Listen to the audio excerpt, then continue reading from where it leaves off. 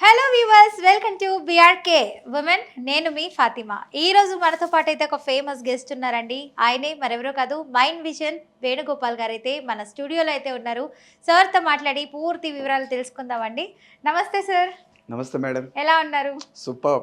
Sir, మీరు అవతల మైండ్ని కూడా రీడ్ చేయగలుగుతారంటారా? అంటే అది ఒక దేవుడికే సాధ్యమవుతుందండి.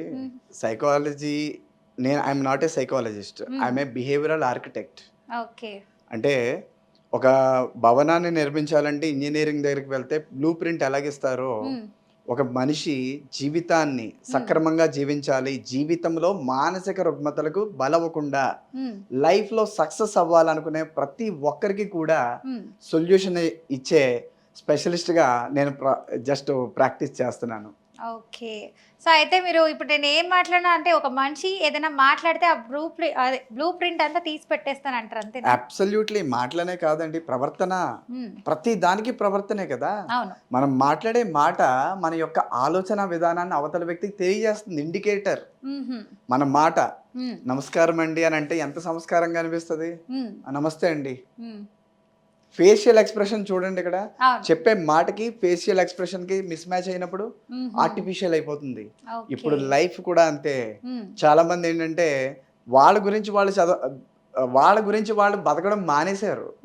కేవలం పక్క వాళ్ళ గురించో ఎవరో అనుకుంటారనో, వాళ్ళు ఎవరో పొగడాలనో, లేదా వీళ్ళ యొక్క స్వభావాన్ని అందరూ మెచ్చుకోవాలనో మెప్పుకోలుతనంతో అవసరం లేకపోయినా సరే కార్లు కొనుక్కోవడం, అవసరం లేకపోయినా సరే లగ్జరీ లైఫ్ని లీడ్ చేయడం, అవసరం లేకపోయినా సరే యాక్చువల్గా చెప్తాను, మంచి ఇంటెలిజెంట్ మంచి జీనియస్సే గవర్నమెంట్ స్కూల్లో వేసిన సూపర్గా సక్సెస్ అవుతాడు. తీసుకువెళ్ళి లక్షలు పోసి, నిజంగా చెప్తున్నాను, నిజమైన ప్రతిభావంతుడిని సైతం మానసిక రోగిగా తయారు చేసిన సంఘటనలు కూడా ఈ రోజులు ఉన్నాయి. అంటే కంపారిజన్ అనేది ఎక్కడి నుంచి ఏ స్థాయికి వెళ్ళిపోయిందని అంటే దీనికి పునాది మాత్రం 1835 సంవత్సరంలో పడింది. సో మీరు సంవత్సరంతో పాటు కూడా చెప్పేస్తున్నారు, అసలు ఆ ఇయర్ నుంచే స్టార్ట్ అయిపోతుందని. యా.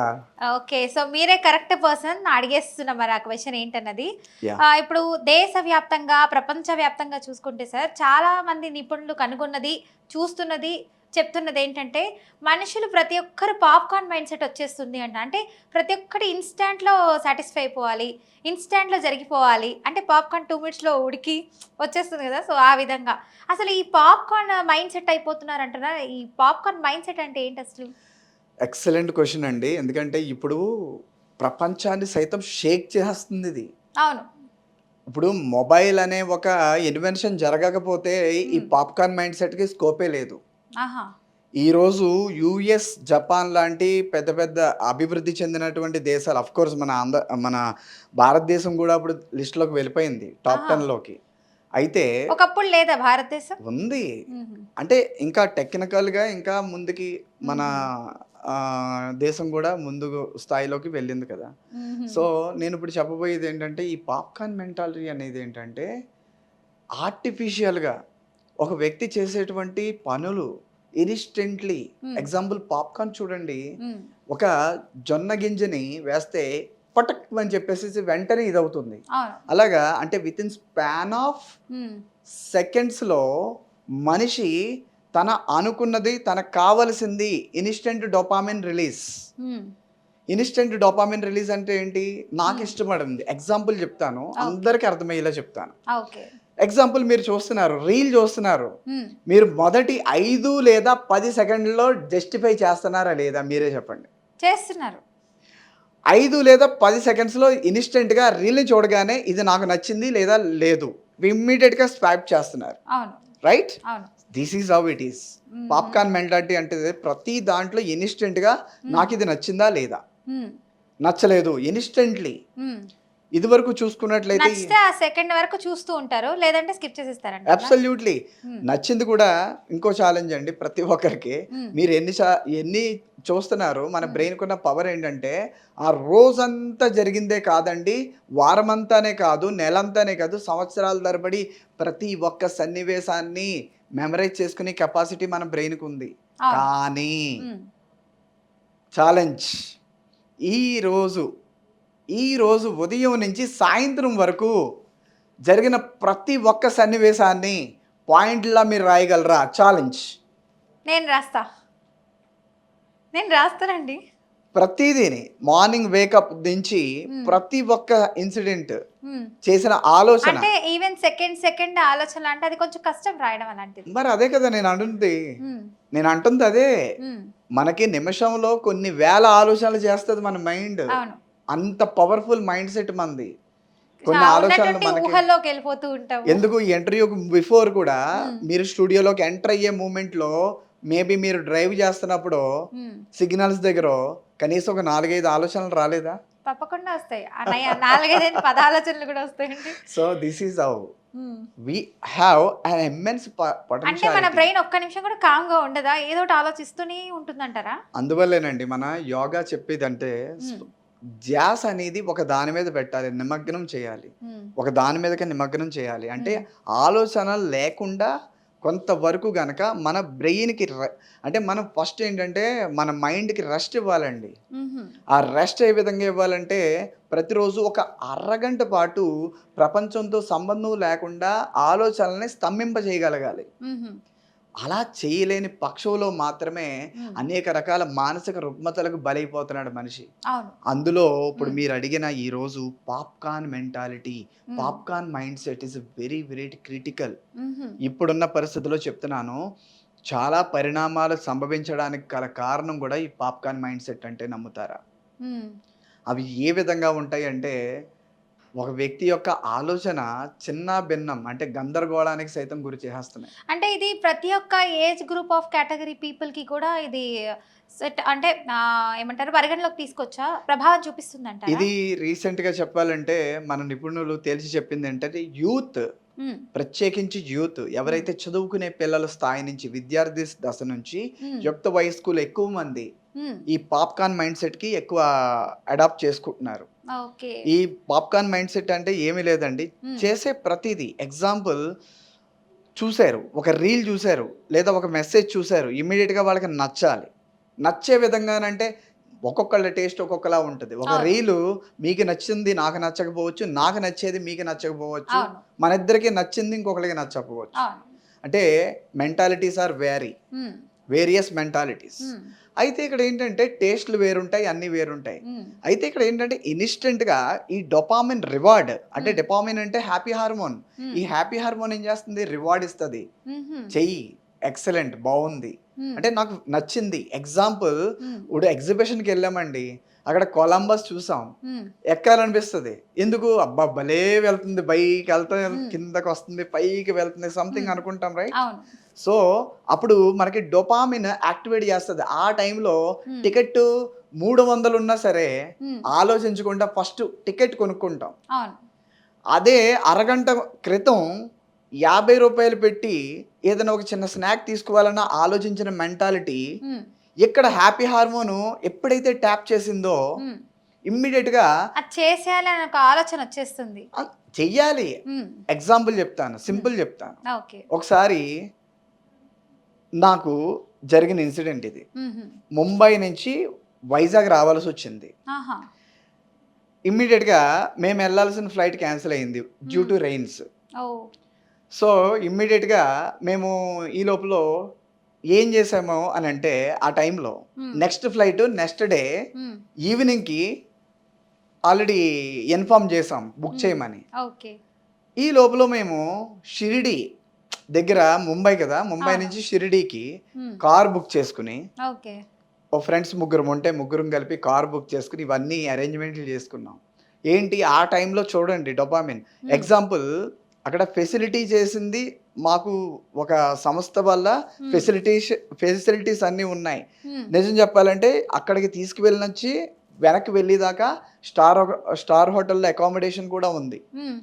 శుభ్రంగా ఎవరైనా అయితే శుభ్రంగా ఎంజాయ్ చేస్తారు. అవును. చేతిలోంచి తీయాలని ఏమీ ఉండదు. హ్మ్. కానీ లోపల ఉన్నటువంటి ఇంట్రెస్ట్ ఉంటది చూడండి హ్మ్. డోపామిన్. అవును. ఇక్కడికి షిరిడీ ఇన్ని వందల కిలోమీటర్లు. సో, హ్మ్. ప్రాబ్లమ్ లేదు. ఒక పూట జర్నీ. హ్మ్. సో, దర్శనం అవుతది. మళ్ళీ రిటర్న్ అయ్యేటప్పటికి కరెక్ట్‌గా ఫ్లైట్ టైమ్‌కి కనీసం 2 అవర్స్ బిఫోర్ ఉంటామని ప్లాన్ చేసుకున్నాం. ఆ టైంలో హ్మ్. ప్రతి ఒక్కరం పర్ హెడ్ 10,000 చొప్పున బయటికి తీసి హ్మ్. ఖర్చు పెట్టాల్సిన పరిస్థితి. ఆ! అంటే ఇక్కడ రివార్డ్ ఎలా ఉంటదంటే చెప్తాను. మనం చెయ్యాలనేది ఇష్టపడి హ్మ్. మనకి సంతోషకరం. ఆ డోపమైన్ రిలీజ్ వల్ల మనకి థింకింగ్ Absolutely. వచ్చేసి ఇది చేసేయాలి ఈ టైం ఇదేనే ఒక స్కెడ్యూల్ అన్నది ప్లాన్ అయితే అబ్సల్యూట్లీ. అయిపోతుంది అంటారు. ఇది ఏంటంటే ఇదే విషయంలో కాదండి, మనం తీసుకునే కారు. సమ్ టైమ్స్ మనం 10 లక్షల్లో కారు కొందామని షోరూమ్కి వెళ్తాం. కానీ అక్కడికి వెళ్ళాక మనం పెట్టే బడ్జెట్ కన్నా ఇంకొక 6 లక్షలు పెడితే అక్కడికి వెళ్ళాక వాళ్ళు చాలా బాగా పర్ఫామ్ చేస్తారు. అవును, వాళ్ళు చాలా మంచి హాస్పిటాలిటీ ఇస్తారు, కన్విన్స్ చేస్తారు, ఫీచర్స్ ఎక్స్ప్లెయిన్ చేసేటప్పటికి, సెక్యూరిటీ ఫీచర్స్ అవన్నీ చెప్పేటప్పటికి అవన్నీ ఉపయోగిస్తామో లేదో సెకండరీ. సార్ ఈ కార్ ఎక్కితే మీరు నెక్స్ట్ లెవెల్ ఉంటుంది సార్ రెస్పెక్ట్. అంటే రివార్డింగ్ డోపామిన్ రివార్డ్ ఎప్పుడైతే ఇస్తున్నారో ఆ హ్యాపీ హార్మోన్స్ రిలీజ్ అవుతూ ఉంటాయి. అవును కదా, ఒక్కసారి పిక్చర్ వేసుకుంటారు. అవును కదా, నేను మామూలుగా ఈ కార్లో అయితే ఎలా ఉంటుంది, అదే సెడాన్ కార్లో అయితే, ఇప్పుడు ఒకవేళ సెడాన్ కార్ కొనడానికి వెళ్ళారు, అదే ఎక్స్యూవీలో అయితే ఎలైట్ ఆ రెస్పెక్ట్ ఎలా ఉంటుంది. ఈ విధమైన ఫీలింగ్లోకి వెళ్ళి 6 లక్షలు కాదండి, ఇంకో 10 లక్షలు ఎక్కువైనా సరే నెక్స్ట్ చాయిస్కి వెళ్ళామా లేదా మీరే చెప్పండి. నేనైతే చేసాను ఆ పని. అయితే అంతా ఈ డోపమైన్ వల్లే వస్తుంది ప్రతిదీ డోపమైన్, ప్రతిదీ ఫస్ట్ రివార్డ్. అయితే ఈ డోపమైన్ క్రియేట్ చేస్తుంది మనకు ఈ పాప్కార్న్ మైండ్ సెట్ అంటారు. అంటే ఇందులో 2 రకాలు ఉన్నాయండి. ఇది జనరల్ ఫినామినా. నేను చెప్పేది ఏంటంటే ఒక వ్యక్తి యొక్క వ్యక్తిత్వానికి సంబంధించి డెసిషన్ మేకింగ్ ఎబిలిటీస్ అని అంటాం. నిర్ణయాలు తీసుకునే సామర్థ్యత. ఆ నిర్ణయం డబ్బుతో కూడిగా ఉందా, కాలాన్ని వ్యాపకంగా అంటే కాలాన్ని పాడు చేస్తుందా లేదా కాలాన్ని మిగులుస్తుందా. ఎగ్జాంపుల్ చెప్పాలంటే కొన్ని హ్యాపీ హార్మోన్స్ ఎలా ఉంటాయి అంటే, సమ్మర్ హాలిడేస్ ఇచ్చారు, తను ఏమనుకుంటాడంటే నెక్స్ట్ 10 days నేను ఫుల్ అమ్మమ్మ గారి ఇంటికి వెళ్ళి ఎంజాయ్ చేయాలి, ఈ రోజు రేపుట్లో నా హోంవర్క్స్ అన్ని కంప్లీట్ చేసేసుకుందాం. దసరా హాలిడేస్ ఎగ్జాంపుల్, హోంవర్క్స్ అన్ని కంప్లీట్ చేసేసుకుంటాడు, హ్యాపీగా ఎంజాయ్ చేస్తాడు. ఓకే, ఇది టైంని అట్ ద సేమ్ టైం ఎఫర్ట్ని టెన్షన్ లేకుండా, అంటే ఒక ప్రణాళికాబద్ధంగా తీసుకున్న నిర్ణయం ఇది. ఇంకా రెండో ఛాన్స్ ఏంటంటే 10 రోజులు టైం ఉంది కదా, ఏదో ఒక రోజు చేద్దాం, టైం ఉంది కదా, కాన్ఫిడెంట్ లేదు, ఎఫర్ట్ ఉండదు. ఇంకా ఏంటంటే టైం ఉంది కదా చూద్దాంలే, లెట్ ఇట్ బి, 10 days ఉంది. అలాంటి వాళ్ళ లైఫ్ లో సక్సీడ్ అవ్వచ్చు అంటారా? దీన్ని యావరేజ్ అంటారా? ప్రొకాస్టినేషన్ అని పిలుస్తాం మేడం. ప్రొకాస్టినేషన్, మనం ఈ టైంలో చేయాల్సిన పనిని ఈ టైంలో చేయకుండా తర్వాత ఆలోచించి, ఈ లోపల సునామీ రావచ్చు, భూకంపం రావచ్చు, ఏదోటి జరిగిపోవచ్చు, కానీ తర్వాతకి వాయిదా వేస్తే ఏం జరుగుతుంది, ఈ లోపల ఏదో పని పడుతుంది, ఆ వర్క్ జరగకపోవచ్చు. దానివల్ల చాలా మంది చాలా రకాలుగా లాస్ అయిన వాళ్ళు కూడా ఉన్నారు. సక్రమైన ప్రణాళిక లేకుండా చేసేటువంటి కొన్ని పనులు మనిషి జీవితాన్ని సైతం చిన్నబన్నం చేస్తాయి. అయితే planning is very important. Absolutely. అందువల్ల ఇది ప్రొకాస్టినేషన్ ఆస్పెక్ట్ లో ఒకటి. అంటే ఫస్ట్ ఏంటంటే ప్లానింగ్ ఆస్పెక్ట్, సెకండ్ది ప్రొకాస్టినేషన్ ఆస్పెక్ట్, థర్డ్ది ఏంటో తెలుసా అండి, మీడియేషన్. ఇదేంటంటే ఇప్పుడు వైజ్ అండ్ వర్సా, మీరు నాకు ఆ టాస్క్ ఇచ్చారు, ఈ టాస్క్ నేను అకాంప్లిష్ చేయగలిగితే మీ ఇంప్రెషన్ ఎలా ఉంటది నా మీద, నెక్స్ట్ టైం కూడా ఇలాగే చేయాలని అనిపిస్తుంది, నన్ను చూస్ చేసుకుంటారు. అబ్బా వేణుగోపాల్ సార్ చెప్పిన టాస్క్ ఆన్ టైమ్ లో ఉంటది. Right or wrong? If you are satisfied then you can recommend few more clients to me also. Right or wrong? So ఈ విధంగా అంటే వైజ్ అండ్ వర్సా ఈ విధంగా చేసేటువంటి విధానాలు కొన్ని ఉన్నాయి. కానీ ఆ విధానాలని ఎలా చేయాలనే ప్రణాళిక ఎవరికి చెప్పట్లేదు. ఇవన్నీ కూడా 10th క్లాస్ లోపల పిల్లలకి నేర్పాల్సినవి. 10th క్లాస్ లోపల పిల్లలకి నేర్పాల్సిన థింగ్స్ లో ఫస్ట్ ఏంటంటే డిసిప్లైన్ అండి. బేసిక్ అంటే ఉదయం నిద్ర లేచిన స్థాయి నుంచి రాత్రి పడుకునే వరకు కూడా తనం చేసే ప్రతి ఒక్క పనిలో కొద్దిగా కాన్సన్ట్రేషన్, ఏకాగ్రత. ఎగ్జాంపుల్, టూత్ బ్రష్ మీద పేస్ట్ పెట్టుకున్నప్పుడు కూడా ఏకాగ్రత లేదంటే మీరు నమ్ముతారా? లేదు. ఆ నోట్లోకి వెళ్ళేటప్పటికి చూస్తే ఆ పేస్ట్ సమ్ టైమ్స్ బ్రష్ మీద ఉండదు, కావాలంటే చూడొచ్చు ఎవరైనా. అలాంటి సిచ్యువేషన్లో కూడా రెండోసారి బ్రష్ మీద పేస్ట్ పెట్టుకునే సిచ్యువేషన్లో, అంటే నేను చూస్తున్నానండి మన క్లయింట్స్లో చాలా మంది రిపోర్ట్ చేస్తారు, ఎందుకంటే వీఆర్ మానిటరింగ్ వెరీ క్లోజ్లీ. చాలా క్లోజ్గా మానిటర్ చేస్తాను. నేను ఒక అసెస్మెంట్ ఇస్తాను, అందులో ఇన్ డెప్త్ క్వశ్చన్స్ ఉంటాయి. పడుకునే మూమెంట్లో కూడా మీ చివరి ఈ ఆలోచన దేని మీద ఉందని కూడా నేను అందులో అడుగుతాను. ఓకే అసెస్మెంట్లు అడుగుతారు ఎలిమెంట్స్ చెప్తారా మొత్తం వాళ్ళు 120 క్వశ్చన్స్ ఉంటాయి. ఆ 120కి వాళ్ళు ఆన్సర్ ఇస్తే నేను చెప్పేస్తాను ఓకే వాళ్ళకి ఏ ప్రాబ్లం ఇప్పుడు ఉందో ఆ నేను చెప్తాను. 120లో ఎంతవరకు ఆన్సర్స్ ఇస్తారు వాళ్ళు ఆహా, ఒక్కొక్కళ్ళకి ఒక్కలా మేడం. కొంతమంది 85 చేయొచ్చు, కొంతమంది 65 చేయొచ్చు, కొంతమంది 40 అంటే చేయొచ్చు. 120కి 120 ఆన్సర్ ఇచ్చిన వాళ్ళు ఎవరైనా ఉన్నారా తక్కువ అంటారా రైట్ ఆఫ్ పర్సన్స్ ఇది ప్రస్తుతం అప్రస్తుతం అండి. ఎందుకంటే these are all the confidentials. And ఇంకోటి ఏంటంటే నన్ను అడిగితే 120కి 120 ఇప్పటిదాకా ఎవరు చేయలే. ఈవెన్ 100 కూడా చేయలే. ఒకవేళ 120కి 120 ఆన్సర్ ఇస్తే సూపర్, మిస్టర్ పర్ఫెక్ట్. ఓహో అలా అంటారా మిస్టర్ పర్ఫెక్ట్, ఇంకా సమస్య లేదు.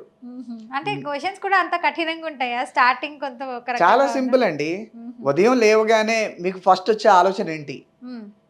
ఉదయం లేచిన తర్వాత మీరు చేసే ఫస్ట్ పని ఏంటి? అలాగే మీరు చేసేటువంటి పనిలో మీరు ఆ పని చేస్తుండగా మీకు ఇంకో ఆలోచన ఏమొస్తుంది? దాని ద్వారా ఏంటంటే తన యొక్క ఆలోచన శైలి అర్థమవుతుంది. మేము విశ్లేషించడం ద్వారా ఏమవుతుంది అని అంటే తను ఏ మెంటాలిటీలో ఉన్నారో తనకి తనని పరిచయం చేస్తున్నాం. ఓకే నన్ను నేను పరిచయం చేసుకుంటే నాలో ఉన్న లోపాలు, నాలో ఉన్న వీక్నెస్లు, నాలో ఉన్న స్ట్రెంగ్స్, నాలో ఉన్న థ్రెట్స్ కూడా నాకు తెలియాలి. అవును ఎందుకంటే ఇవన్నీ నేను సరి చేసుకోలేదు సరే అనుకోండి. ఇప్పుడు కొంతమంది వాళ్ళ థ్రెడ్స్ కానీ వాళ్ళ స్ట్రెంగ్త్ కానీ వాళ్ళ వీక్నెస్ కానీ బయట వాళ్ళకి తెలియపరచడం ఇంట్రెస్ట్ ఉండదు కదా యాక్చువల్గా అంటే దీనికి ఆ వీక్నెస్ తెలిసిపోతే వాళ్ళు మనల్ని అంటే డిఫెండ్ చేయడానికి ఏదైనా ఛాన్స్ ఉంటుంది అనే విధంగా ఉంటారు కదా. దీనికి 3 type of behaviours madam. Hmm. First behaviour వచ్చి అసర్టివ్ బిహేవియర్ అని అంటాం. మ్మ్. ఈ అసర్టివ్ బిహేవియర్ ఏంటంటే ఏది ఉన్నా ట్రాన్స్పరెన్సీ, మ్మ్. దాపరకం ఉండదు. మ్మ్. డైరెక్ట్ మొత్తం చెప్పేస్తారా ఏదైనా మొత్తం అంటే చెప్పకూడలేని విషయాలు కాన్ఫిడెన్షియల్ గురించి కాదు నేను చెప్తుంది. కొన్ని గోప్యత ఉంటాయి, ఫ్యామిలీ మ్యాటర్స్ ఎవరు చెప్పుకోరు కదండి బయటికి. అవును కాకపోతే ట్రాన్స్పరెంట్, మొహమాటం లేదు. ఎగ్జాంపుల్, ఒక ఫ్రెండ్ వచ్చి అంటే ఏమైనా అనుకుంటారనే విధంగా కాకుండా డైరెక్ట్ అడిగేస్తారంటారు. బారో చేస్తున్నాడు, ఒక ఫ్రెండ్ వచ్చి బారో చేస్తున్నాడు. ఒరే మామ నా దగ్గర 5,000 ఉన్నాయి, నువ్వెంత అడిగావు? 5,000, 10,000 అడిగావు. అదిగో నా దగ్గర 5,000 ఉన్నాయి, ఇది ఇస్తున్నా. ఇంకో విషయం, ఆఫ్టర్ 4 days నాకు ఈ పని ఉంది, will you be able to pay me within 3 days? ఓపెన్గా మాట్లాడతాడు. ఎస్, అవతల వ్యక్తి అసెప్టివ్ అయితే ప్లస్ అవుతుంది. ఓకే అదే అవతల వ్యక్తి నాన్ అసెప్టివ్ అనుకోండి, వీళ్ళిద్దరు ఫ్రెండ్షిప్ కట్ అయిపోద్ది. ఓకే ఎందుకో తెలుసా?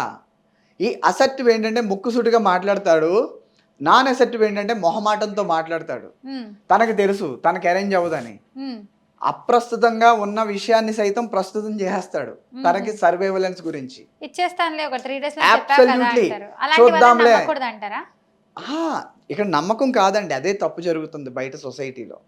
Most of the cases many of the people are thinking గొడవలు అవ్వడానికి, కొట్టుకోవడానికి సైతం వెనకాట్లేదంటే నమ్ముతారా? ఈ రోజుల్లో జరిగే many of the financial crisis కి బేజం ఇదే, నమ్మకం అంటారా? నమ్మకం. ఆ నమ్మకం ఎక్కడ కోల్పోతున్నాడు మనిషి అని అంటే, అసెప్టివ్ గా ఉన్న వ్యక్తి దగ్గరికి వెళ్ళినప్పుడు నువ్వు అసెప్టివ్ గా ఉంటేనే ఇతన్ని టచ్ చేయి, అసెప్టివ్గా లేనప్పుడు ఇతను టచ్ చేయొద్దు. ఎందుకంటే ఈ రోజు 5,000 నీ అవసరం, రేపు 5 లక్షల అవసరం వస్తే ఇతను ఆదుకోగలడు. ఎందుకంటే నువ్వు నమ్మకాన్ని నిలబెట్టుకుంటే తర్వాత తిను కూడా అదే నమ్మకంతో ఉంటాడు. కానీ ఇక్కడ 5,000తో తిన అసెప్టివ్ మెంటాలిటీస్ ఏం చేస్తారో చెప్పనండి, ఈ 5,000తో క్లోజ్ చేస్తారు క్యారెక్టర్ని. ఇంకా లైఫ్లో ఆ వ్యక్తిని వెనక్కి వచ్చినా సరే వినరు, మాట వినరు, నమ్మరు, అదే నమ్మకం కోల్పోద్ది. ఇక్కడ ఫస్ట్ బిహేవియర్ అసెప్టివ్ బిహేవియర్. సెకండ్ది నాన్ అసెప్టివ్, రివర్స్, మొహమాటం. ఇదేంటంటే ఇవ్వకపోతే ఏమనుకోవడం కాదు, అవతల వ్యక్తికి నేను ఇవ్వాలి కాబట్టి ఏదో రకంగా అబద్ధం చెప్పైనా సరే ఫస్ట్ ఇక్కడ సర్వైవ్ అయిపోదామనే ఆలోచన. ఎగ్జాంపుల్ చెప్తాను, నైట్ మూవీ చూసి లేట్గా పడుకుని ఉదయం ఆఫీస్కి ఒక అరగంట లేట్గా వెళ్తే రీజన్ ఏం చెప్తారండి? ట్రాఫిక్ ఉందండి అంటారు. ఇక్కడ చూసారా, మీలో కొంత పర్సంటేజ్ నాన్ అసెప్టివ్నెస్ మీ చేత ఏమంటారు అని అడుగుతున్నారు మీరు. జనరల్లీ చాలా మంది చెప్పే విషయాలే నేను మీకు చెప్తున్నాను. అదే నేను చెప్తానండి, నేను చెప్తాను. నేనేం గుడ్ బాయ్ అని చెప్పట్లే, నేను సత్యవంతుడిని అని చెప్పట్లే. అవసరానికి అనుగుణంగా రోబో సినిమాలో చెప్తాడు రోబో ఏమని, మనుషులు అవసరమైనప్పుడు అబద్ధం ఆడాల్సి వస్తుంది, రోబోయే చెప్తాది కదా. ఎందుకు అని అంటే మనిషిగా బతకాలంటే కొన్ని విషయాల్లో తగ్గాలి, కొన్ని విషయాల్లో నెగ్గించుకోవాలి. ఇదే ఇవాల్యుయేషన్ అంటాం, విశ్లేషించుకోవాలి. ఓకే. Right or wrong? అవును, కరెక్టే. అది చేయడానికి కోసం తప్పదు. ఎందుకంటే బాస్ హ్మ్. అక్కడ ఆ మూమెంట్లో బాస్ దగ్గర, బాస్ రాత్రి మూవీ చూశాను 1:30 అయింది. అప్పుడు ఏమంటారు, ఇంకొక అరగంట ఉండి పడుకొని ఇంకో ఆఫ్టర్నూన్ షిఫ్ట్ లో ఏంటి పక్క రోజు నేను రావాలి ఇక్కడ ఏం చెప్తాను తెలుసా, ఆ. నేను సజెషన్ ఏం చెప్తాను తెలుసా, ఆ. ఆ బాస్ కి ఇచ్చే సజెషన్. ఇప్పుడు ఈ వీడియో చూస్తున్న ప్రతి ఒక్క బాగా బాస్ వినండి, బాసులకి ఇచ్చే సజెషన్ అంట. చెప్పండి వెంకమ్మ గారు. మీరు మీ సబార్డినేట్స్ ఎప్పుడు ఉమ్, హార్డ్ గా ఉమ్, క్వశ్చన్ చేయకండి. ఉమ్, వాళ్ళు ట్రాన్స్పరెంట్ గా ఉండేలాగా వాళ్ళతో మీరు ఫ్రెండ్లీగా ఉండండి. ఉమ్. ఫ్రెండ్లీగా ఉన్నారు కదా అని చెప్పేసి భుజాల మీద చేసుకోమని చెప్పేసి నేను చెప్పట్లేదు. తర్వాత వాళ్ళు మీ భుజాల మీద చేయాల్సి వస్తుంది అంటారా? సో ఇక్కడ ఏంటంటే వైజ్ అండ్ వర్జా ఎలా ఉండాలంటే ఎంపతి అని అంటామండి సైకాలజీలో. ఓకే. ఎంపథెటిక్ అంటే అవతల వ్యక్తి పరిస్థితులకు వెళ్ళి, ఓకే ఈరోజు హాఫ్ అన్ అవర్ అయ్యింది కదా లేటు, డోంట్ వరీ, సరే okay Vikram, it's okay, no problem, what is the problem, yeah do it, okay if you don't mind one thing. కరెక్ట్గా బాసులు మీకు అందరికీ చెప్తున్నాను, మీ 5కి క్లోజ్ అవుతుంది అనుకో ఆఫీసు, ఈ అరగంట ఏదైతే డెప్ వచ్చిందో మార్నింగ్ 1 అవర్ ఎక్స్ట్రా చేయించండి ఈవినింగ్. ఓకే. అది కూడా ప్రేమతో చెప్పండి. వచ్చిన హాఫ్ అన్ అవర్ కి ఇంకాస్త హాఫ్ అన్ అవర్ యాడ్ చేసుకోండి. అది స్వీట్ పనిష్మెంట్ అంటాను నేను. ఓకే. అలా ఎలా అంటే, హే ఏ Vikram, thank you so much యార్, నువ్వు అరగంట లేట్గా వచ్చినందుకు కాదు కానీ బా, ఈ ప్రాజెక్ట్ నువ్వు ఒక్కడవే చేయగలవా ఆ నమ్మకం నాకుంది. ప్రేమతో ఇంజెక్ట్ చేయాలి. సో ఇది కొద్దిగా చూసి, నేను ఎలాగా నీతో అర్థమైంది. అప్పుడు ఎంప్లాయ్కి ఎలా ఉంటుంది, ఫోన్లే హాఫ్ అన్ అవర్ లేట్ వచ్చిన పర్లేదు, ఎక్స్ట్రా 1 అవర్ కూర్చోబెడుతున్నారు అనుకుంటారు కదా కదా. అయితే ఈ 1 అవర్ కాంపన్సేట్ చేసినప్పుడు తన ఆలోచన నెక్స్ట్ డే ఎలా ఉంటదంటే, తొందరగా వచ్చేస్తే గొడవ ఎందుకు వదిలిపోద్ది, వచ్చిందిరా ఎక్స్ట్రా 1 అవర్ బాబు? కూర్చోబెడుతున్నారు అంటారు. నా అలాంటి వాళ్ళు అయితే ముందుగానే వస్తారు. కాదండి, 99% ఎలాగే ఉంటారు. ఇప్పుడు చెప్పండి మేడం, పనిష్మెంట్కి పనిష్మెంట్ అయ్యింది, వర్క్ కి వర్క్ ఎక్స్ట్రా చేసినట్టు ఉంటుంది. ఈ వ్యక్తికి బుద్ధి వచ్చిందా లేదా? వస్తుంది, స్వీట్ ఇంజెక్షన్ కదా వేసింది. This is how. నేను అనేది ఒకటే, ఇది నాట్ ఓన్లీ బాసెస్, ఇంట్లో పేరెంట్స్ కూడా ఎలాంటి పనిష్మెంట్స్ చెప్తాను పిల్లల పట్ల. మాట ఆలకిస్తలేదని అంటారు, వాటికి కూడా ఇలాంటి చాలా విధానాలు ఉన్నాయి. నేను బ్లూ ప్రింట్ ఇస్తానండి, ఏ మదర్ కైనా, ఏ ఫాదర్ కైనా, ఏ గురువు పాపం అండి. మేడం ఇప్పుడు మీరు చెప్పిన బాస్ కి ఎంప్లాయ్ కి మధ్యనే అర్థమైపోయింది నాకు, ఎలాంటి బ్లూ ప్రింట్ ఇస్తున్నారు మీరు. ప్రతిదానికి నేనైతే ఒకటే madam, mind vision Venugopal is known for the persons the blue print. అంటే ప్రతి ఒక్క మెంటాలిటీని తగినట్లుగా బిఫోర్ మ్యారేజ్ అయితే నేను ఎలాంటి ప్లాన్ ఇస్తానో తెలుసా, వధూవరులను ఇద్దరిని ట్రాన్స్పరెంట్ గా వాళ్ళిద్దరిని పరిచయం చేస్తాను. నేను మ్యారేజ్ కౌన్సిలింగ్ ఇచ్చినప్పుడు ప్రీ మ్యారిటల్ అసెస్మెంట్ చేస్తానండి. అంటే ఇప్పుడు డైరెక్ట్ గా చెప్పేస్తారా, తిను తాగుతాడు, తిని ఈ టైంకి వస్తాడు, ఈ టైంకి వెళ్తాడు, ఇంతమంది గర్ల్ ఫ్రెండ్స్, ఇంతమంది బాయ్ ఫ్రెండ్స్, ఓపెన్ వాళ్ళు అగ్రీ అవ్వాలి, వీళ్ళు అగ్రీ అవ్వాలి, వీళ్ళిద్దరు అగ్రీ అవుతారు. నా దగ్గర వాళ్ళతో సపరేట్ కౌన్సిలింగ్ ఉంటది, వీళ్ళతో సపరేట్ కౌన్సిలింగ్ ఉంటది. కానీ ఈ హ్యాబిట్స్ గురించి డైరెక్ట్ గా చెప్పం. అదేంటి అలాగా చెప్పం, చేసుకోనని వెళ్ళిపోతారనా? అలాని కాదు, మరి ఎప్పుడైనా సరే ఏ మనిషినైనా సరే ఒక విధానం అనేది ఒకటి ఉందండి, కాన్ఫిడెన్షియాలిటీ అనేది ఒకటి ఉంటుంది. క్లయింట్ అది మాకు కొన్ని అగ్రిమెంట్స్ ఉంటాయి. ఇప్పుడు మీరు వచ్చారు, మీ విధానాన్ని మీకు ఇప్పుడు ఫర్ ఎగ్జాంపుల్ మీ వుడ్ బి ఎవరన్నా ఉన్నారనుకోండి, వారికి మీ గురించి ఏమి ఇలా చెప్పాం, కాకపోతే ఇండైరెక్ట్ గా ఈ పరిణామాల్లో అవతల వ్యక్తిని కూడా తీసుకొస్తాం మీ స్థాయిలోకి. ఈ స్థాయిలో మీరుంటే మీ ఆలోచన ఏంటని చెప్పేసి అప్పుడు ఏమవుతుంది, ఓకే ఇలాంటి సిచ్యువేషన్ ఉన్నప్పుడు నేను కూడా ఇలా ఉండాలి, తను అలా ఉండాలి అనే విధంగా ఉంటుందనా?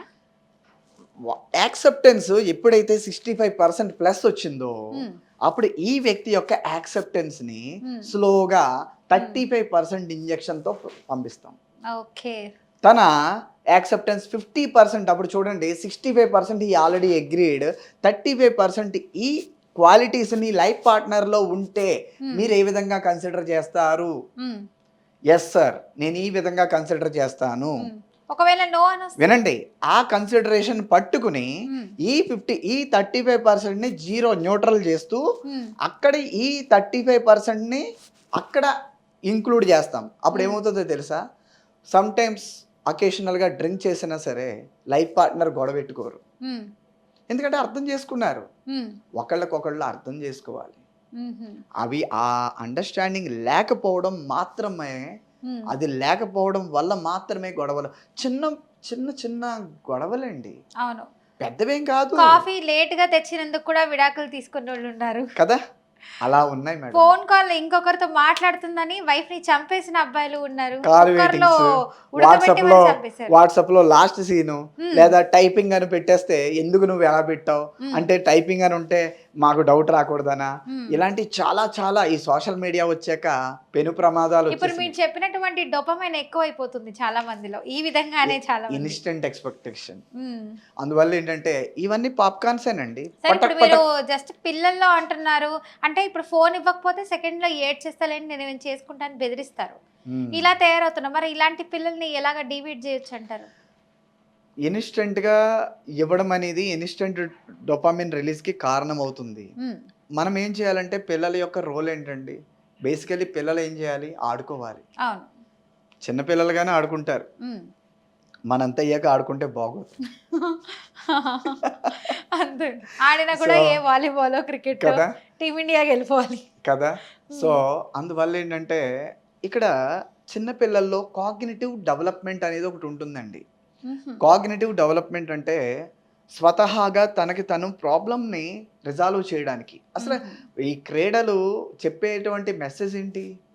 ఎగ్జాంపుల్, ఒక వ్యక్తి ఆడుకుంటున్నప్పుడు ఆ ఆట ఆడే సమయంలో పడిపోతాడు, దెబ్బ తగులుతుంది, బ్లడ్ వస్తుంది, నొప్పి వస్తుంది, అయినా సరే కుంగిపోకుండా వెంటనే మళ్ళీ పరిగెడతాడు. తనంతట తను లెగిసి పరిగెట్టాలి. అదే కాగ్నిటివ్ ఎబిలిటీ. చిన్నప్పుడు ఎప్పుడైతే దెబ్బలకు అలవాటు పడ్డాడో పెద్ద అయ్యాక జీవితం మీద పడేటువంటి దెబ్బల్ని సైతం సునాయాసంగా తీసేయగలుగుతాడు. మా జనరేషన్ వరకు, ఇంకా మీరు మా నెక్స్ట్ జనరేషన్ కాబట్టి మా జనరేషన్ వరకు, మేము 80s కాబట్టి చెప్తున్నాను, 80s కాబట్టి చెప్తున్నాను. మా జనరేషన్ వరకు మేము ఎంజాయ్ చేసాం. కింద పడి లేచి మళ్ళీ పరిగెత్తి ఇలా కొన్ని కష్టాలు ఎదుర్కొని నా చిన్నుందా 7th క్లాస్ లో ఇలా పడ్డాను. ఈ చిన్నుంది కదా, పడలేదా మీకు? చిన్ను అదే అంటున్నానండి, చిన్నుంది కదా ఇలా ఊడింది, ఇంత స్కిన్ ఇలా తెగిపోతే వెంటనే మా ఫ్రెండ్స్ బూజు ఉంటది కదా, బూజు తీసుకొచ్చి ఒకటి పెట్టాడు, ఇంకొకటి మట్టి తీసుకొచ్చి పెట్టేశాడు. ఇంట్లో తెలియకుండా 3 days మేనేజ్ చేశాను, నమ్ముతారా? అదే ఈ రోజుల్లో జరిగితే పెద్ద రక్తపాతాలు సృష్టిస్తారు. ఐసీయూలో తీసుకెళ్లి జాయిన్ చేసేసి కనీసం 20,000 30,000 బిల్ అయ్యేదాకా బయటికి తీసుకురా. 3 రోజుల తర్వాత తెలిసింది, ఇప్పుడు లైట్ గా ఫీవర్ వస్తే అంటే అల్లిపోయాను. ఆ టైంలో చిన్నోండి కదా, 7th క్లాస్ అంటే. సో అంటే ఇప్పటికీ నాకు ఎందుకంత గుర్తున్నాయి ఆ స్వీట్ మెమరీస్. అవి గుర్తొచ్చినప్పుడు అలా అనిపిస్తుంది, అబ్బా భలే పడ్డాము, లేచాము, ఇవన్నీ చేసాము. కాలువల్లో ఈతలు కొడతాలు, పొలాల్లో సేమచింతకాయలు కొట్టుకోవడాలు, మామిడికాయలు గురి చూసి విసరడాలు, అవన్నీ చేసిన జనరేషన్. మా జనరేషన్ తో అయిపోయినాయి మేడం. దురదృష్టం ఏంటంటే ఈ జనరేషన్ లో ఇప్పుడు ప్లే గ్రౌండ్ కూడా లేదు కదా పిల్లలకి, అపార్ట్మెంట్లో స్కూల్స్ వచ్చేసినాయి కదా. So that's why. అందువల్ల ఏంటంటే cognitive abilities are very very important and essential for every human being. Cognitive abilities లేకపోవడం వల్ల మాత్రమే కుంగిపోతున్నాడు మనిషి.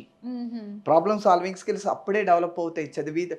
చిన్న పిల్లుడిగా ఉన్నప్పుడే విద్యార్థి దశలో ప్రాబ్లమ్ని, సమస్య వచ్చిందా, దాని పరిష్కారం ఎలా ఇవ్వాలి అని అప్పుడు ఆలోచిస్తుంది. ఎగ్జాంపుల్, నాకు పడిపోయినప్పుడు నా ఫ్రెండ్స్ ఒక 4 సపోర్ట్ ఎలాగ ఇవ్వగలిగారు? వాళ్ళకి ఆ స్కిల్స్ ఉన్నాయి కాబట్టి, ప్రాబ్లమ్ సాల్వింగ్ స్కిల్స్. ఆ చిన్న వయసులో వాళ్ళకి చేతనైన సాయం వాళ్ళు చేశారు. ఆ టైంలో నేను నా తెలివితేటలు అలా వాడాను. మా పేరెంట్స్కి తెలిస్తే ఇంక సమస్య లేదు, మ్యాన్ హ్యాండ్లింగ్ అప్పట్లో అయితే. అదైతే నిజమే, చిత్త కొట్టేసే వాళ్ళ పేరెంట్స్ అని విన్నాం. ఇప్పుడులా కాదు, టీచర్లు కూడా అలాగే ఉండేవారు.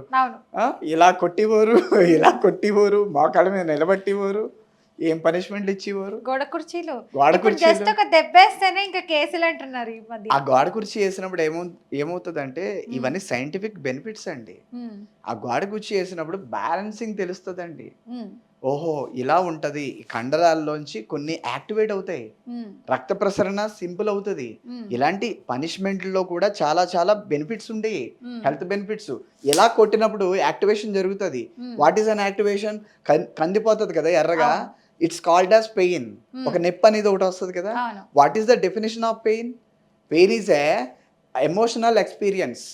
Pain is an emotional experience associated with potential tissue damage. అక్కడ కొన్ని టిష్యూస్ డ్యామేజ్ అవడం వల్ల ఒక పెయిన్, పొటెన్షియల్ టిష్యూ డ్యామేజ్ అవడం వల్ల ఒక ఎమోషనల్ అనుభవాన్ని మనం పొందుతాం. That is called pain. ఇంకోసారి అది దెబ్బ పడకూడదని చెప్పి కొంచెం చదువుకొని రావడం చేస్తారు పిల్లలు. అబ్సల్యూట్లీ. అప్పుడు ఒక్కసారి తిన్నప్పుడు పనిష్మెంట్, నెక్స్ట్ టైం కేర్ఫుల్. అమ్మో పెయిన్ వస్తుంది, ఈ పెయిన్ అవసరమా, జాగ్రత్తగా ప్రిపేర్ అయిపోయి వెళ్ళిపోతే సరిపోతుంది. ఇలాగా ప్రతిదీ అలాంటి విధానాల్ని చూసిన పేరెంటే ఈరోజు చేస్తున్న ప్రతి ఒక్క పేరెంట్ చేసే తప్పేంటో తెలుసా? అన్నీ తెలుసు, మీకు తెలియదా? పేరెంట్ చాలా మంది కోపంలోనే అలా జరిగిపోయింది, లేదంటే మేము అలా చేస్తామా, మా పిల్లలే కదా అనే విధంగా అంటుంటారు.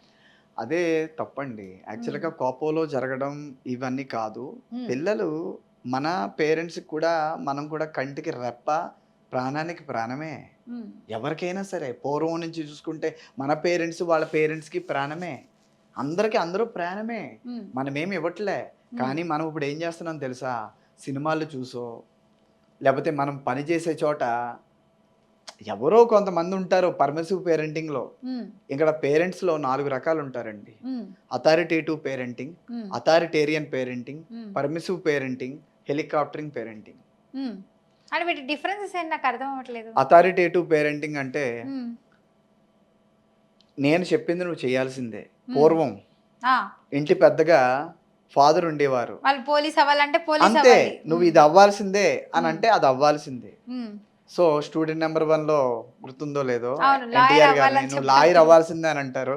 లాస్ట్గా ఆ ఫాదర్కి బెయిల్ ఇవ్వాల్సింది కూడా అయినా ఇచ్చాడు ఆ సినిమాలో.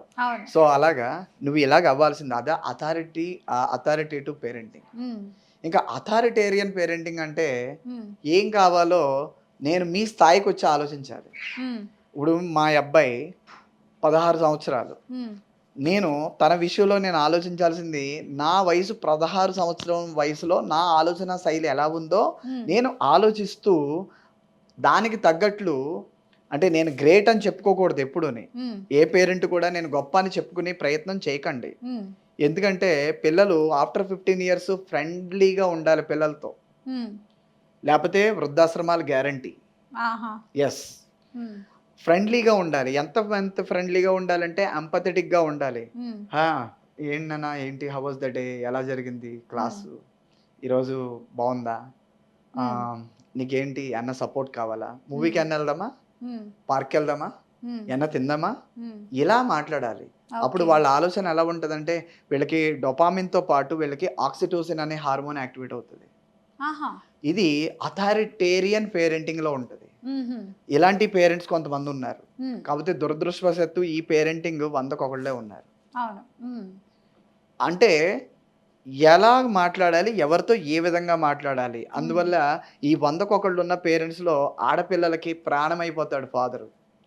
ఆ పేరెంటే ఆడపిల్ల ప్రాణంలా చూస్తుంది తండ్రిని అంటే authoritarian parenting. Correct. Next, agree అవుతున్నారా? అగ్రీ అండి. డన్. సో ఇది అలాగే మగపిల్లలు కూడా, మా నాన్నగారికి సుస్వాగతం సినిమా చూసాం కదా, వాళ్ళ డాడీ అంటే ఎంత ఇష్టపడతారు, ఫ్రెండ్లీగా ఉంటారు, రైట్? ఆ విధంగా అది అథారిటేరియన్ పేరెంటింగ్. నెక్స్ట్ ఇంకా థర్డ్ది పర్మిసివ్ పేరెంటింగ్. ఎవ్రీథింగ్ ఇప్పుడు జరుగుతుంది 95% అదేనండి.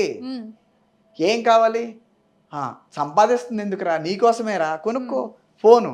9th క్లాస్లోనో 8th క్లాస్లోనో ఫోన్ ఇచ్చేస్తున్నారు, అయిపోయింది. ఇంకా జీవితం ఇంకా బాగుపడరంటారా వాళ్ళు? ఫుల్ స్టాప్ పెట్టేయడమే. ఫోన్ ఇచ్చారో సోషల్ మీడియా చదవాలని ఆ భయం భక్తి అనేది ఉండదు అంటున్నారా madam? Black and white books చూసే కళ్ళకి బ్లూ కలర్ పెన్లతో రాస్తాం మనం నోట్స్ ని కలర్స్ తో రాస్తామా? ఒక కలరే కదా, మోనో కలరే కదా, బ్లూ కలర్ లేదా బ్లాక్ కలర్ వాడతాం. Right or wrong? అవును, కరెక్టే. మహా అంటే రెడ్ కలర్ ఇదివరకు వాడేవాళ్ళం, ఇప్పుడు వాడినవ్వట్లేదు.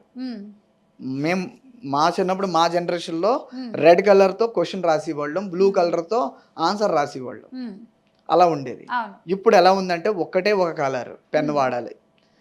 కలర్ కలర్ కలర్ ఇమేజెస్తో వచ్చినటువంటి వీడియో వైపు వెళ్ళిపోద్దా కళ్ళు, లేదా బ్లాక్ అండ్ వైట్లో లేదా కలర్ ఒకే మోనో కలర్లో ఉన్న బుక్ని చూస్తానికి ఇష్టపడుతుందా చెప్పండి. ఇంకా వీడియోకే వెళ్ళిపోతాయి కళ్ళు. ఇప్పుడు అదే జరుగుతుంది. మీరు మొబైల్ ఫోన్ ఇచ్చేస్తే ఆటోమేటిక్గా ఇండైరెక్ట్గా ప్రపోజ్ చేస్తున్నారు మీరు. ఒకప్పుడు పలకల మీద మనము ఏబిసిడి ఈ రాసేవాళ్ళం చాక్ పీస్ తీసుకొని, లేదంటే స్లేట్ పెన్సిల్. ఇప్పుడు అంతా డిజిటల్లోనే చేతులతో చేసేస్తున్నారు. ఇప్పుడు డిజిటల్గా ఇస్తున్నారు కదా, క్లాస్ రూమ్లో కూడా మానిటర్తో చూపిస్తున్నారు. కానీ ప్రాబ్లం ఏంటో చెప్తాను. ఆఫ్ కోర్స్ ఇక్కడ లెర్నింగ్లో 3 డిఫరెంట్ లెర్నింగ్స్ ఉంటాయండి. విజువల్ లెర్నర్స్ చూడగానే గుర్తుపెట్టుకోగలరు. ఆడిటరీ లెర్నర్స్ వినాలి, అర్థం చేసుకోవాలి, జీవితంలో మర్చిపోరు, కథలా గుర్తుండిపోద్ది. ఇంకా థర్డ్ది కైనెస్ట్రికల్ లెర్నర్స్. వీళ్ళకి ఏంటో తెలుసా, చూసినా ఎక్కదు, చెప్పినా వినిపించుకోరు. వీళ్ళకి డిమాన్స్ట్రేషన్ చేయించాలి, కంపోజిషన్, ఇంపోజిషన్, ఈ విధంగా. అంటే వాళ్ళకి ఒక 2-3 సార్లు. ఈ పనిష్మెంట్ సిస్టమ్ రావడానికి గల కారణం కైనెస్ట్రికల్ లెర్నింగ్ ఎబిలిటీస్ లేకపోవడం వల్ల మాత్రమే. సో ఆ ఎబిలిటీకి ఇది ఉపయోగపడుతుంది. సో ఈ విధంగా ఉంటుంది. అయితే నెక్స్ట్ అందుకేనా 3 times 5 times ఇంపోజిషన్ రాయించేది. అబ్సల్యూట్లీ. అమ్మో, మా మ్యాథ్స్ సార్ అయితే 20 సార్లు రాయించేటోళ్ళు ఒక్కొక్క హోంవర్క్, చచ్చిపోయే వాళ్ళం. కానీ లాస్ట్ మినిట్లో అండి ఆ 20th టైం రాస్తాం కదా, ఇంకా చాలా చేయి నొప్పి వస్తుంది కదా, ఈ 20th ఎందుకు రాలేదని ఇంకో 5 సార్లు రాయించేవాళ్ళు. ఆయన ఎందుకు వచ్చింది గోలని మళ్ళీ 20 సార్లు రాసేవాళ్ళు. అప్పుడు ఇంకోసారి మీరు మిస్టేక్ చేయరుగా, అంత ఈజీగా అలా ఎలా కనపెడతారు ఆయన. మరి అప్పట్లో ఆ పనిష్మెంట్స్ ఇచ్చేవారు కాబట్టి యాక్సెప్టెంట్. అందులో మనకి ఇంకో విషయం చెప్తాను, 60% వస్తే దేవుడే, ఫస్ట్ క్లాస్. 60% దాటిందంటే మాకైతే టాపర్స్. నేనైతే టాప్ కాదు, నేను just average student, but I'm saying this. నేను ఇప్పుడు ఇక్కడ ఇంతమందిని ప్రతిభావంతులు చేస్తున్నాను, లేదా నిర్వర్తించేస్తున్నాను, ఫ్రీ మెడికల్ సీట్స్ ఇప్పిస్తున్నాను అని నేను చెప్పుకోవట్లేదండి. నేను వృత్తి ధర్మంగా చేస్తున్నాను. నేను ఇప్పుడు ఏంటంటే as a chief cognitive and behavioural architect, నా రెస్పాన్సిబిలిటీ. మీకు విషయం తెలుసా, నీటికి లక్షలు కడుతున్నారు తీసుకువెళ్ళి. అవునండి, అవసరం లేదు 8 లక్షలు. ఎందుకు? ఒక ఎగ్జామినేషన్లో పాస్ అవ్వడానికి 8 లక్షలు ఎందుకండి? సక్రమంగా కాన్సన్ట్రేషన్ ఎబిలిటీస్ని సరి చేసుకోగలిగితే సూపర్గా లెర్నింగ్ ఎబిలిటీస్ డెవలప్ అవుతాయి. ఆటోమేటిక్గా మెరిట్ మీద పాస్ అవుతాడు, ఫ్రీగా వస్తుంది సీటు. కానీ ఇక్కడ విధానం ఏంటో తెలుసా, 10 మంది ఏది చేస్తే 11వ వ్యక్తి అదే చేస్తాడు. ఇదే పరిస్థితి సొసైటీ. నిజాయితీగా పాస్ అయినా కూడా లేదు, మీరు ఇంత కట్టాలి అప్పుడే మేము మీకు సీట్ ఇస్తామని కూడా అంటున్నారు. అవి కూడా ఉన్నాయి, బిల్డింగ్ ఫండ్ అంటున్నారు, ఆ ఫండ్ అంటున్నారు. అలాంటి సిచ్యువేషన్ వల్ల ఇప్పుడు చదివినా కూడా కట్టాలి, చదవకపోయినా కట్టాలి, ఏముందిలే డబ్బులే కదా అని చెప్పి ఇంకా అలాగా. దీనికి ఒక సొల్యూషన్ కూడా ఉందండి. ఏంటి సార్ ఆ సొల్యూషన్? PTSF అని చెప్పేసి, parent teacher students United federation అని చెప్పేసి ఒక సంస్థ ఉంది విజయవాడలో. అయితే హెల్ప్ చేస్తారంటారా నిజంగా? జెన్యూన్ గా పాస్ అయిన పర్సన్ కి ఫ్రీగా సీట్ ఇవ్వడం? అబ్సల్యూట్లీ, జెన్యూన్ గా పాస్ అయిన వాళ్ళకి హెల్ప్ చేస్తారు. ఫీజు కట్టాక కూడా సర్టిఫికెట్లు ఇవ్వకుండా ఇబ్బంది పెడుతున్న వాళ్ళకి హెల్ప్ చేస్తారు, సర్టిఫికెట్లు ఇప్పిస్తారు. అలాగే ఏ ప్రాబ్లం ఉన్నా, స్టూడెంట్ కి సమస్య ఉన్నా, పేరెంట్ కి సమస్య ఉన్నా, పేరెంట్ కూడా, అలాగే టీచర్ కి సమస్య ఉన్నా, స్టూడెంట్ సమస్య ఏంటి, కాన్సన్ట్రేషన్ చేయలేకపోవడం, మోటివేషన్ లేకపోవడం, ఇవన్నీ ఇస్తారండి. మీరు కంప్లైంట్ ఇస్తే మోటివేషన్ కూడా ఫ్రీగా ఇస్తారు వీళ్ళు, స్పీకర్స్ తీసుకొచ్చి. అర్థం చేసుకోండి, పే చేసి మరి. ఒక క్లాస్ రూమ్ లో అంటే మన నుంచి ఎలాంటి ధనం తీసుకోరా వాళ్ళు? సొసైటీ అండి, సర్వీస్, NGO. ఇలాంటి సంస్థలు బయటికి రావండి. అదే అన్నదానాలు మీరు చెప్తే వింటున్నా. ఓహో, పేరెంట్ టీచర్ కమిటీ కూడా ఒకటి ఉంది, parent teacher student United federation, PTSF. Bench circle లో ఉంటదండి ఆఫీసు.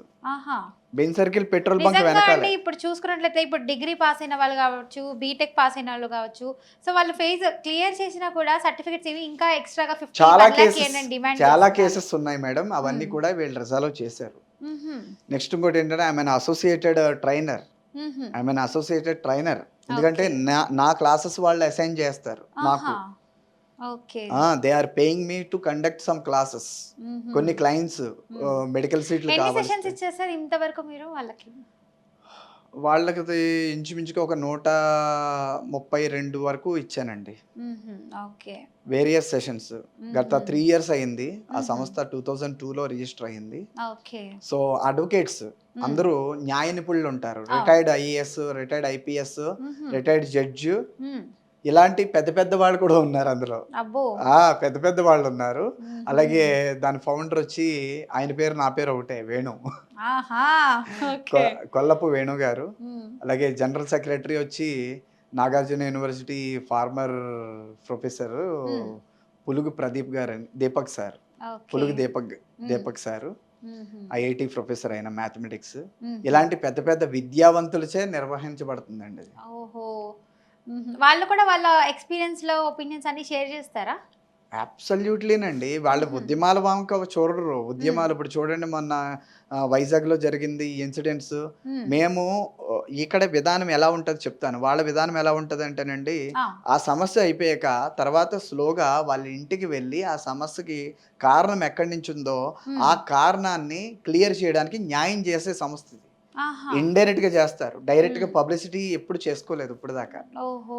నేను లాస్ట్ టైం కూడా సజెస్ట్ చేశాను. మ్మ్. మీ ఫారం ఒకటి ఉన్నది అందరికీ చెప్పండి. మ్మ్. ఎందుకంటే నేను చూశాను పాలకొల్లు వెస్ట్ గోదావరిలో వాళ్ళ పిల్లలు, I can't able to reveal the name of that college, చాలా పెద్ద ఫేమస్ కాలేజ్, కార్పొరేట్ కాలేజ్. మ్మ్. ఫీజు అంతా కట్టేశారు. మ్మ్.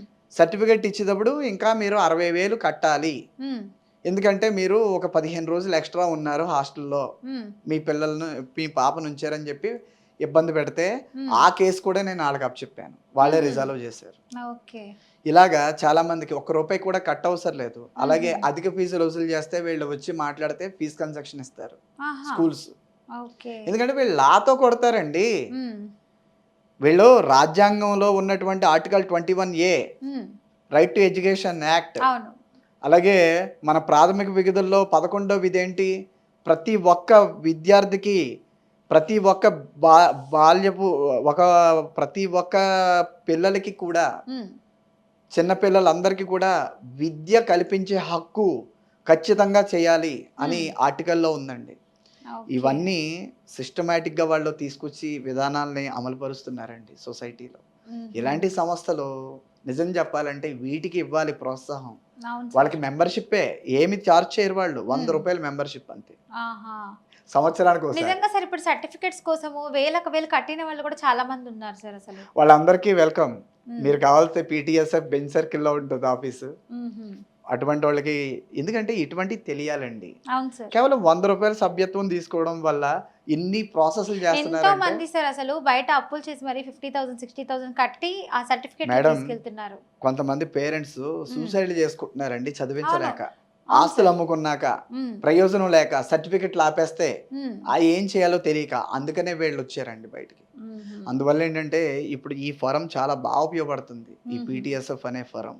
So okay. అందువల్ల ఏంటంటే నేను ప్రతి ఒక్కరికి సజెస్ట్ చేస్తున్నాను, నేను మ్మ్. ఈ విధానాలని యూటిలైజ్ చేసుకోండి. మ్మ్. ప్రైవేట్ స్కూల్సే కాదు, గవర్నమెంట్ స్కూల్సే కాదు, ఎక్కడైనా సరే ఏ విద్యాపరంగా పేరెంట్స్కి అయినా సరే, స్టూడెంట్స్కి అయినా సరే, టీచర్లకు కూడా. మ్మ్. ఎందుకంటే కొన్ని సందర్భాల్లో టీచర్లకు కూడా ఓవర్ టైం చేయించి మ్మ్. వాళ్ళకి సరిగా వేతనాలు ఇవ్వకుండా మ్మ్. వాళ్ళని బెదిరిస్తూ, ఎందుకంటే ఈరోజు ప్రెజర్స్ ఎలా వస్తున్నాయి, అవును సార్. ప్రెజర్ ఎందుకు పెడతారు? టీచర్లకి ఏమన్నా సరదా అండి ప్రెజర్ పెడతాకి? మ్మ్. మేనేజ్మెంట్ మార్కులు పేర్చుకోవాలి కదా, షోరూంలో ప్రైస్ ట్యాగుల లాగా. ఆ. షోరూంలో ప్రైస్ ట్యాగులు ఎలా ఉంటాయో స్కూల్స్లో ఈ రోజుల్లో మార్కులు పెట్టేస్తున్నారు. ఇప్పుడు ఈ మార్క్స్ వస్తే గానీ ఈ స్కూల్ టాప్ స్కూల్ కాదు, కానీ బెటర్ ఇది అని చెప్పి ఒక ప్రమోషన్ లా చేసుకుంటున్నారు వాళ్ళు. కానీ recognition తప్పు కోసం. ఒకటి చెప్తాను, కస్టమర్ ఉంటేనేగా మీరు బిజినెస్ చేసేది. కస్టమర్ లేడు. ఈ రోజు చెప్తున్నాను, ఈ వీడియో పూర్వకంగా ప్రతి ఒక్క పేరెంట్కి చెప్తున్నాను, పేరెంట్స్ మీరు నిజంగా తెలివైన పేరెంట్స్ అయితే మార్కులు అంక చూడకండి, మార్కులు చూడకండి. మీకు నేను చెప్తున్నాను, కావలిస్తే పల్నాడు డిస్ట్రిక్ట్ ఒక మారుమూల ఒక విలేజ్కి వెళ్ళా నేను, ఒక స్కూల్కి, జిల్లా పరిషత్ స్కూల్కి వెళ్ళా. ఎందుకంటే నేను జిల్లా పరిషత్ స్టూడెంట్ కాబట్టి చెప్తున్నాను ఈ మాట. 10th క్లాస్ వరకు నేను గవర్నమెంట్ స్కూలే, మ్మ్. అందుకని చెప్తున్నాను ఈ మాట. ఓకే. ఎందుకో చెప్తున్నాను, అక్కడ మీరు నమ్మండి మేడం, 11 మంది 550 క్రాస్డ్ అండి. అబ్బో. 11 మంది. మ్మ్. ఇంకోటి చెప్పనా, దురదృష్టవశాత్తు ఆ పక్కన ఉన్న ప్రైవేట్ స్కూలు ఆ ఏరియాలోనే, ఆ ఊర్లోనే, పక్కనంటే పక్కన కాదు 2 కిలోమీటర్ల అవతల, మ్మ్. ఆ ప్రైవేట్ స్కూల్స్లో 9 మందే. మ్మ్. ఆ ప్రైవేట్ స్కూల్లో 9 మందే. ఏది మ్మ్. 500 దాటినోళ్ళు. ఇక్కడ 550 దాటినోళ్ళు 11 మంది. అంటే చెప్పండి. ఇక్కడ కూడా ఎడ్యుకేషన్ బాగుంది, దాంతో పోల్చుకుంటే ఇక్కడ అసలు బేసికలీ చెప్పనండి, నిజం చెప్పనా, నిజం మాట్లాడుకుందామా? చెప్పండి. అసలు క్వాలిఫై అయిన ఫ్యాకల్టీ ఎక్కడుంటారు? బిఎడ్ కంప్లీట్ అయిన వాళ్ళకి ఎవరిస్తారు జాబ్లు? అవును. బిఎడ్ కంప్లీట్ అయిన వాళ్ళకి ఎవరిస్తున్నారు జాబ్లు? గవర్నమెంట్లో జాబ్ రావాలంటే బిఎస్సి, డిఎడ్ లేదా డిఎస్సి వేరియస్ ఎబిలిటీస్ ఉండాలిగా. పెడగోజీ అనే ఒక కాన్సెప్ట్ ఉంటుంది, కంప్యూటర్ తెలియాలి, class room psychology, class room management, ఈ స్కిల్స్ అన్నీ కావాలి. ఈ స్కిల్స్ అన్నీ ప్రైవేట్ స్కూల్స్లో ఇస్తున్నారా? ఇవ్వట్లేదు. అవన్నీ ఉండాలి కదా. ఇప్పుడు ఎందుకు గవర్నమెంట్ స్కూల్స్ బయటికి రావట్లేదు? కొంత కార్పొరేట్ మాయాజాలం అంతే, రావు, ఉంటాయి కానీ రావు, బయటికి చెప్పుకోలేని పరిస్థితి అంతే. వాళ్ళు వీళ్ళలాగా బోర్డు పెట్టుకోగలిగితే, ఈసారి నేను ఒకటే చెప్తున్నా గవర్నమెంట్స్ కూడా, గవర్నమెంట్ స్కూల్లో కూడా బోర్డు పెట్టండి, తెలుస్తుంది. అప్పుడు ఒకటైపోతే ప్రైవేట్ స్కూల్లో ర్యాంక్, గవర్నమెంట్ స్కూల్లో ర్యాంక్ ఒకటైనప్పుడు ఏమవుతుంది? ఈక్వల్ అవుతుంది. కాబట్టి చాలా మంది గవర్నమెంట్ లో చేర్చడానికి చూస్తారు. సో ఒకవేళ గవర్నమెంట్ లో పిల్లల్ని కనుక చేర్చారంటే మాత్రం అండి వాళ్ళ భవిష్యత్తు కూడా బాగుంటుంది. ఇంకా ఫీజుల గురించి కట్టలేక చాలా మంది ఇబ్బంది పడుతున్నారు. అలాంటి వాళ్ళకి కూడా గవర్నమెంట్ లో ప్లేస్ వస్తే వాళ్ళకి బాగుంటుంది. మేడం అంత ఎందుకండి, మధ్యలో ఒక సంస్కృతి వచ్చింది, కంపేర్ చేసుకునే సంస్కృతి, దాని వల్ల మాత్రమే ప్రైవేట్ స్కూల్ వంక చూస్తున్నారే గానీ, రీసెంట్ గా మనం ఒక సినిమా షార్ట్ ఫిల్మ్ ఒకటి వచ్చింది ఆ మధ్య, సిరీస్, శివాజీ గారిది. శివాజీ గారు మ్యాథ్స్ టీచర్, అందులో 90s. అవునండి, 90s ఆ సినిమా అందరూ చూడండి. ఆయన అంటాడు, నేను స్కూల్ మాస్టర్ అయ్యుండి నా పిల్లల్ని ప్రైవేట్ స్కూల్లో జాయిన్ చేయడమే పెద్ద తప్పు సార్ అని చెప్పేసి. ఎందుకో తెలుసా? అసలైన పర్ఫార్మెన్స్ ఉన్న ఫ్యాకల్టీ అంతా గవర్నమెంట్ స్కూల్స్ లో ఉన్నప్పుడు. నేను అందుకేనేనండి ఇప్పుడు నేను చేసే ఉద్యమం చెప్తున్నాను.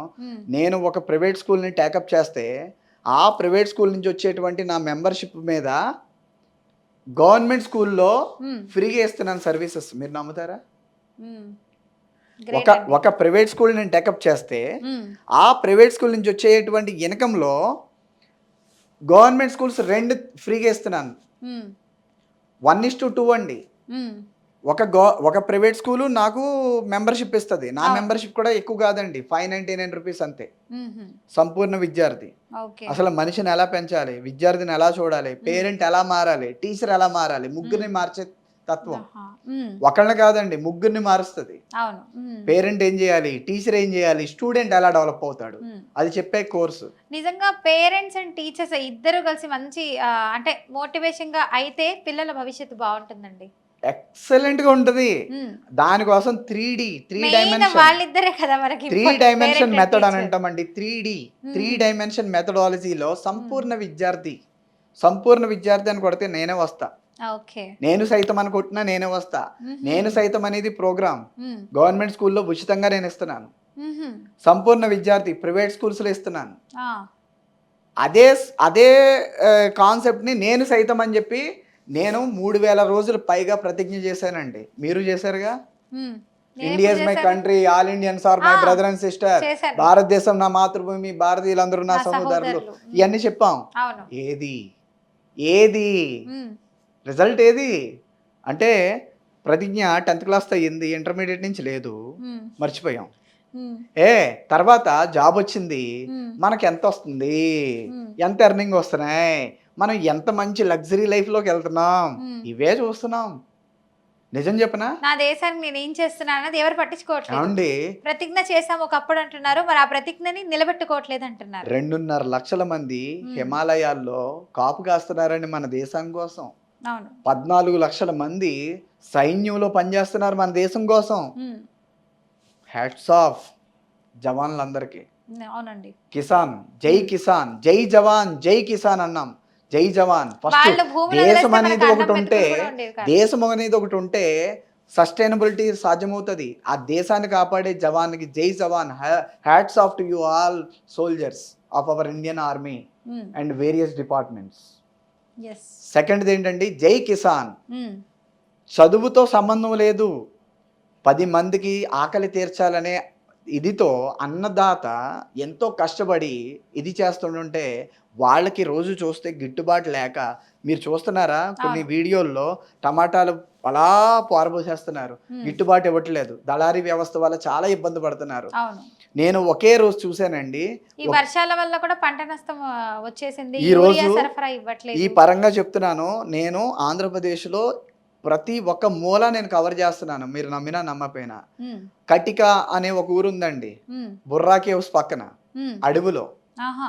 15 కుటుంబాలు నివసిస్తున్నాయి అంతే. ఉమ్, అటు సైడ్ ఏజెన్సీ ఏరియాలో అలాగే ఉంటాయి, 10-15 అంతే, అంతకు మించి ఉంటారు. ఊరంటే 10-15 కుటుంబాలే ఊరు అదేంటండి? అంతే. ఆ, మీరు వెళ్ళి చూడండి ఎప్పుడైనా సరే, ఉమ్. గిరిజనులందరూ అలాగే ఉంటున్నారు మరి పాపం. వాళ్ళకి విద్య వైద్యం. అక్కడ ఒక అంగన్వాడీ స్కూల్కి వెళ్ళాను. ఉమ్, అక్కడికి వెళ్ళి వాళ్ళందరికీ నేను కొన్ని గైడెన్స్ ఇస్తాను అక్కడ యూత్కి.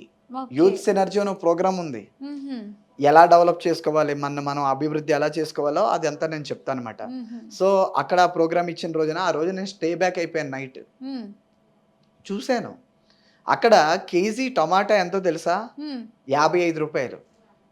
ఆ, నేను ఆ రోజుకి ముందు రోజు విజయవాడలో కేజీ టమాటా, ఉమ్, అదే రోజు అదే ముందు రోజు ఉమ్, కేజీ టమాటో 25 రూపాయలు ఉంది. ఉమ్, ఏంటి అక్కడికి ఇక్కడికి తేడా? ఉమ్. తక్కువ జనాభా ఎవరు రైతు లేరని బజార్లో చెప్పి. ప్రాబ్లం తక్కువ జనాభా అని కాదండి, ఆ, వాళ్ళకి అందేవన్నీ కూడా. అమ్మా మీకు 50 రూపాయలు అన్నారు కదా, వారం రోజుల క్రితం ఎంత అని అడిగితే ఉమ్, 50 సార్ ఆ. అంటే ఎవరికి అందట్లేదు. ఎందుకంత రేట్స్ అనేది పెంచడం? అందట్లేదు, ఉమ్, ఏది ఎవరికి అందట్లేదు సక్రమంగా. దళారీ వ్యవస్థ మధ్యలో ఉహుం. ప్రతిదీ కమిషన్స్ కమిషన్స్ కమిషన్స్. అందుకు అన్ని రేట్లు వాళ్ళు పెడుతున్నారు. ఎక్కడికైనా ఒక బ్యాంక్ వెళ్ళాలంటే 200 కిలోమీటర్లు ప్రయాణం చేస్తే ఉమ్, అప్పుడు బ్యాంక్ వస్తుంది. ఉమ్. ఇంకా సదుపాయాలు అక్కడ లేవు. ఉండడం కూడా వేస్టే కదా సార్. వాళ్ళు అలాగే ఉంటారండి, ఆదివాసులు అంటే అక్కడే ఉంటారు పాపం. ఉమ్, వాళ్ళకి ఏంటంటే వాళ్ళ ఇన్కమ్ బొర్రా కేవ్స్కి ఈ గైడింగ్స్, ఉమ్, ఆడ కటిగా వాటర్ ఫాల్స్ ఫేమస్. ఆహా. ఆ వాటర్ ఫాల్స్కి వచ్చిన వాళ్ళకి టికెట్ పెట్టుకుని, అది కూడా ఈ మధ్య ఒక సంస్థ కింద ఏర్పడి ఉమ్, రిజిస్ట్రేషన్గా సొసైటీ ఫామ్ చేసుకుని ఉమ్, దానికి ఒక టికెట్ పెట్టి అక్కడే వాళ్ళు శుభ్రపరుచుకుని ఉమ్, వచ్చిన వాళ్ళకి ఇది చేస్తున్నారు. ఉహుం, నేను సజెషన్ ఇచ్చాను అప్పుడు, ఉహుం, ఇలా చేయండి, ఇక్కడ ఈ ఒక ఫెసిలిటీ చేసుకోండి. నాకు చాలా ఇష్టం మేడం. నేను ఉమ్, పాడేరు వెళ్ళాను, అరకు వెళ్ళాను, ఉమ్, ఇలాగా మారుమూల ప్రాంతాల్లో కూడా వెళ్తాను నేను. ఉహుం, నాకు ఎందుకంటే నేను ప్రాక్టీషనర్గా పక్కనెడితే ఉమ్, సగటు రెస్పాన్సిబుల్ ఇండియన్ సిటిజన్గా ఫీల్ అవుతున్నాను నేను. ఉహుం, అందువల్లే ఇప్పుడు ఇక్కడ సంపూర్ణ విద్యార్థి నేను సైతం కార్యక్రమంలో భాగంగానే ఇవన్నీ ఉహుం. చేస్తున్నాం. ఓకే. అందువల్లే ఇప్పుడు పేరెంట్స్లో చూసారంటే పర్మిసివ్ పేరెంటింగ్ వల్ల మెయిన్ ఉమ్, వేరియస్ సైకలాజికల్ డిజార్డర్స్ వస్తున్నాయి. అవునండి. ఈరోజు ఫోన్ ఇచ్చేస్తున్నారా, ఫోన్ ఇస్తే చాలండి బెట్టింగ్, ఉమ్, ఫోన్ ఇస్తే చాలండి సోషల్ మీడియా, అవును. ఫోన్ ఇస్తే చాలండి అసలు చూడకూడని వీడియోలు చూస్తున్నారు. ఉమ్, ఫాదర్ చూస్తాడు లేదా మదర్ చూస్తారు, ఎవరో చూసారే అనుకుందాం, ఒక వీడియో చూడకూడని వీడియో చూశారు, పిల్లలు చూస్తే ఏమవుతుందండి? ఉమ్, ఏ పిల్లలకు కనబడదా? ఎస్ఈఓ ఏం చేస్తుంది? సెర్చ్ ఇంజిన్ ఆప్టిమైజేషన్ అంటే ఏంటి? ఉమ్, ఒక్కసారి మీరు ఒక్కదాన్ని చూసారంటే యూట్యూబ్ అదే రికమెండ్ చేస్తుంది కదా. అవును. అంటే ఎవరిని ప్రపోజ్ చేస్తున్నారు మీరు? మీ ఫోన్ ఎవరు వాడుతున్నారు తర్వాత మీ తర్వాత? ఉమ్, ఇవన్నీ పేరెంట్ తెలుసుకోవాలా వద్దా? అవును, తెలుసుకోవాలి. నేను చెప్పేది అదే. ఇక్కడ పేరెంట్కి తెలియట్లేదు, ఫోన్ ఉమ్, ఇమ్మన్నారు ఇచ్చేసారు, హోంవర్క్ అని అంటున్నారు. నేను స్కూల్ మేనేజ్మెంట్కి కూడా చాలా సూట్గా చెప్తున్నానండి, వాట్సాప్లో హోంవర్క్లు ఆపేయండి దయచేసి, వాట్సాప్లో హోంవర్క్లు పంపించొద్దు. మాన్యువల్గా ఇదివరకు ఇవ్వలేదా? పాండమిక్ బిఫోర్ మీరు హోంవర్క్లన్నీ మాన్యువల్గా ఇవ్వలేదా?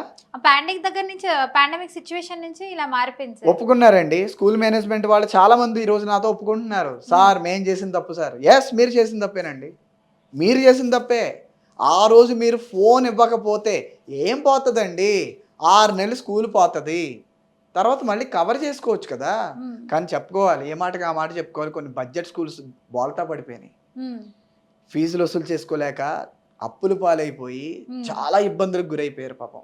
ఉమ్, ఏ మాటకి ఆ మాట చెప్పాలి. బడ్జెట్ స్కూల్స్లో కూడా ఇప్పటికీ కూడా క్రైసిస్లో ఉండి చాలా ఇబ్బంది పడుతున్న వాళ్ళని కూడా నేను చూస్తున్నాను. అంటే స్కూల్స్ మాత్రమే కాదు కదా సార్. ఇప్పుడు షాప్స్ కావచ్చు, ఇంట్లో ఫాదర్ అండ్ మదర్ ఇద్దరు ఉంటారు పిల్లల్ని చదివించుకునే వాళ్ళు. సో వాళ్ళు కూడా నష్టపోయారు కదా బంగారపు షాప్ దగ్గర అంతే, నుంచి అన్ని చిన్న చిన్న కామనేనండి. ఎవరికి షాప్స్ నుంచి. లేకపోయినా ఎందుకంటే మేడం ఇక్కడ వర్చువల్ గా పెట్టి సో వీళ్ళు ఆర్థికంగా స్థిరత్వంగా లేనిది ఇంకా స్కూల్స్ కి ఫీజు ఏం కడతారు వాళ్ళు. సో అలాగా స్కూల్స్ కూడా దెబ్బతింటున్నాయి. అలాగా స్కూల్లే కాదు అంత మ్మ్. వ్యవస్థ అంతా రీబూట్ అయ్యింది ఒకసారి. అంటే మనిషి విలువ తెలుసుకునేలాగా. అలాగే ఈ ఆర్థిక నేరాలు బాగా పెరిగిపోయినాయి. అవును. సైబర్ క్రైమ్స్ అవునండి. సైబర్ క్రైమ్స్ కూడా బాగా ఈ పెరిగిపోయినాయి. సైబర్ క్రైమ్స్ ఇలాంటివి జరగడానికి కూడా కారణం డొపమైనే అంటారా? Yes absolutely.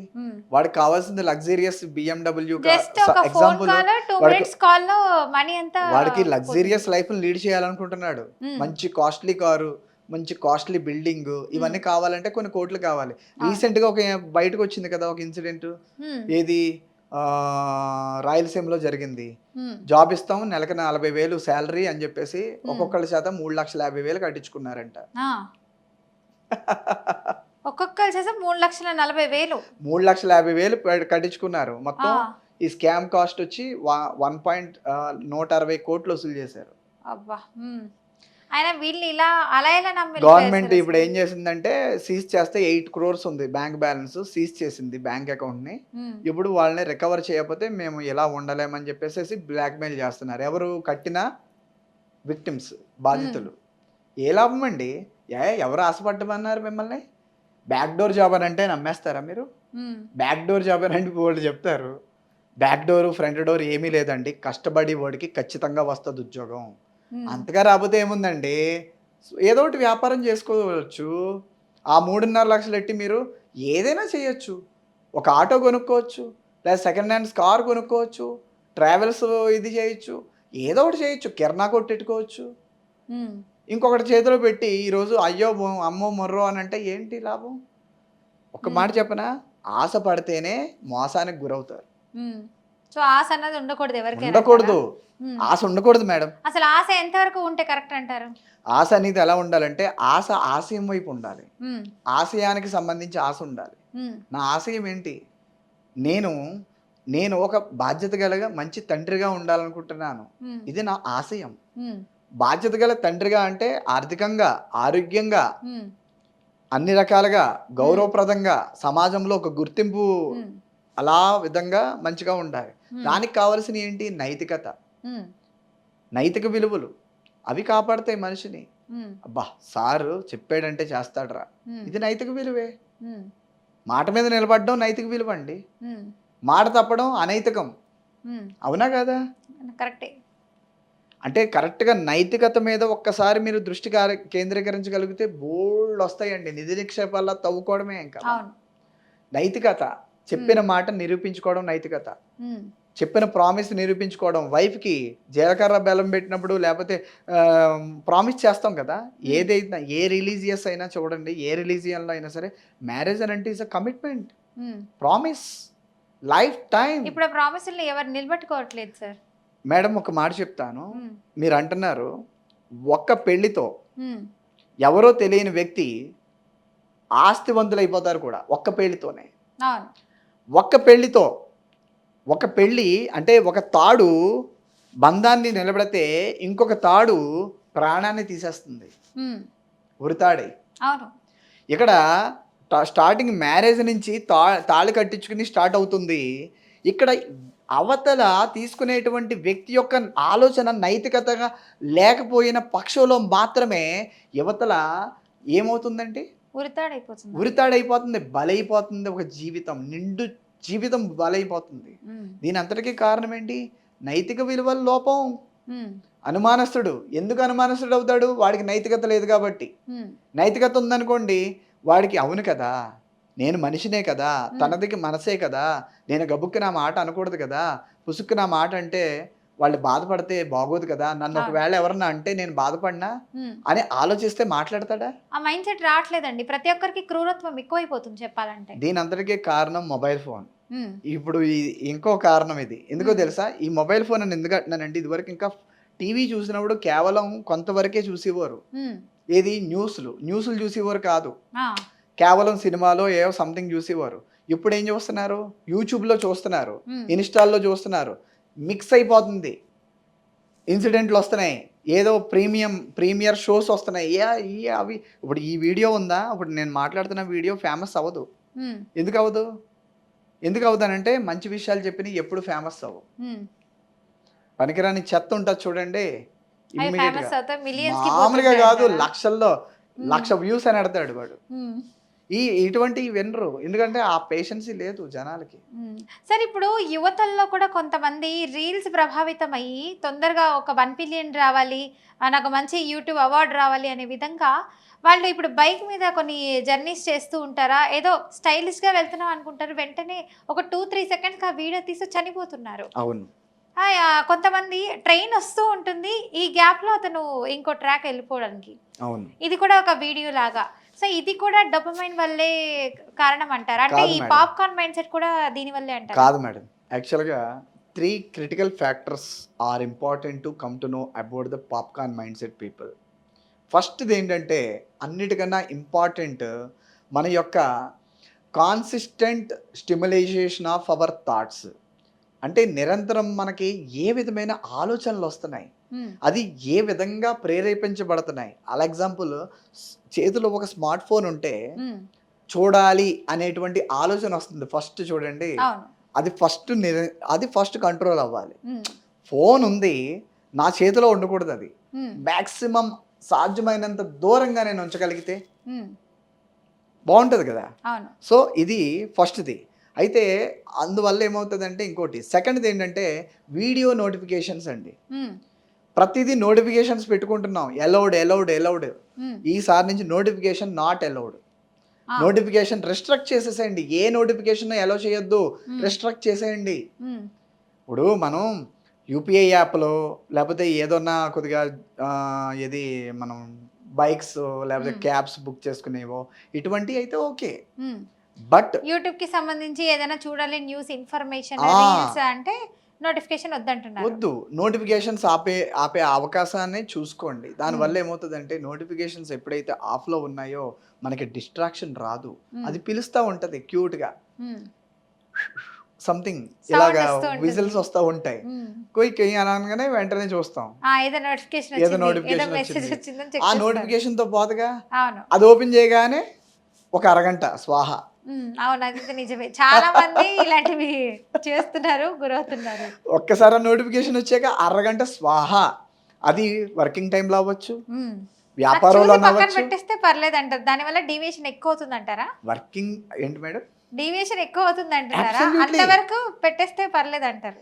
వర్కింగ్ టైంలో అవ్వచ్చు, వ్యాపారంలో అవ్వచ్చు. మొన్న జరిగిన ఇన్సిడెంట్లో కూడా ఉమ్, మేబీ కారణం అవ్వచ్చు. ఉమ్. ఏంటి నోటిఫికేషన్ వల్లే Accidents. యాక్సిడెంట్స్ అవుతున్నాయనా?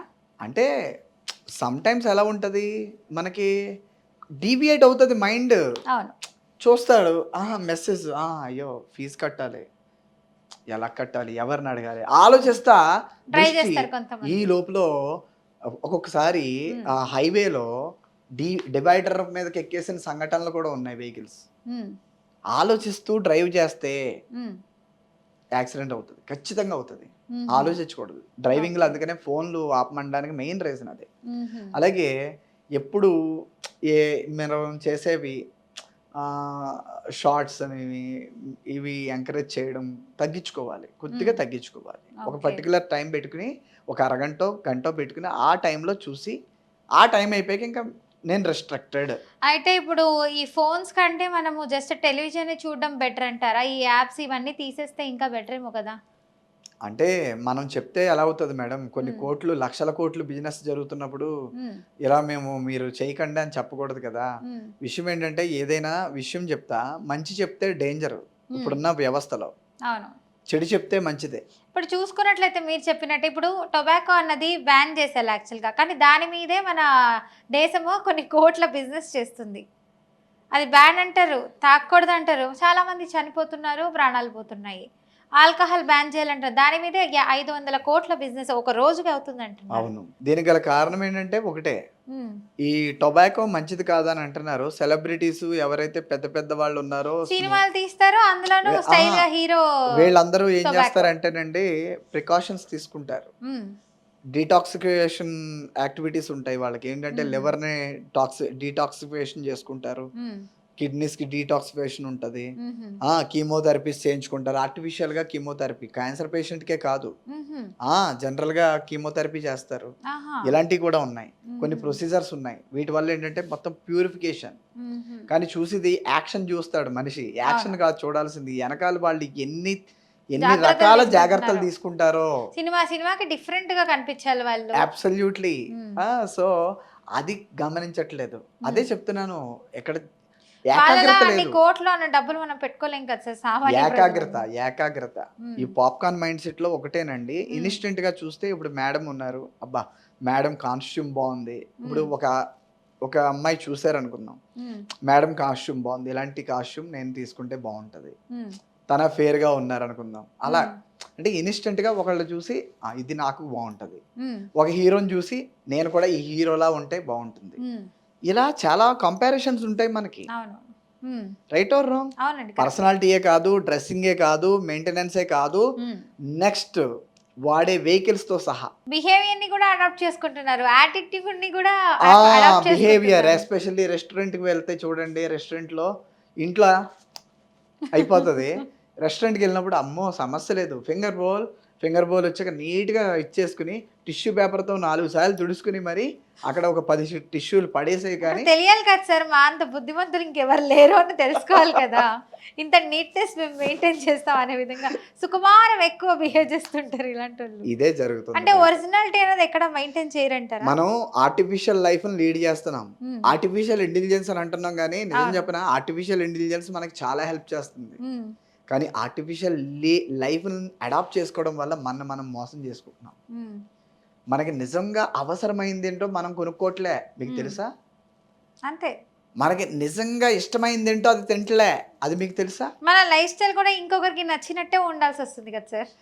అంతే.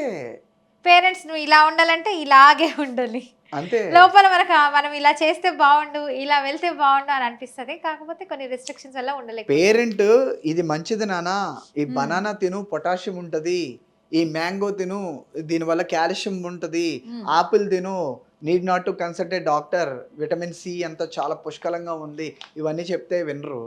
అదే బయట ఫ్రెండ్స్ దగ్గరికి వెళ్ళాక ఫ్రెండ్స్ ఒక 4 సార్లు సలాడ్స్ తెచ్చుకుంటున్నారనుకో, అప్పుడు అడిగి మరీ తీసుకుంటారు. ఇది ట్రెండ్. ఇప్పుడు ట్రెండ్ ఇది. 10 మంది గొర్రె, నేను అంటాను బకరా ట్రెండ్ అంటాను.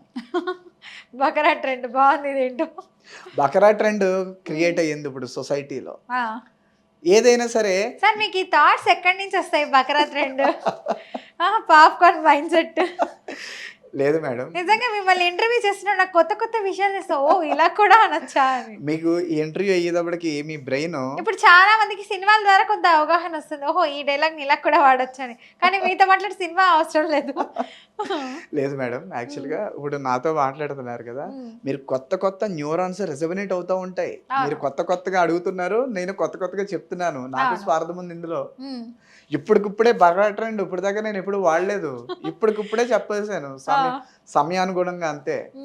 బ్లాక్ షీప్స్ అందరూ అంతే కదా. ఏదైనా మీరు మేడం చెప్తే అదే వింటే మిగతా గొర్రెలని అంటారా? అంతే.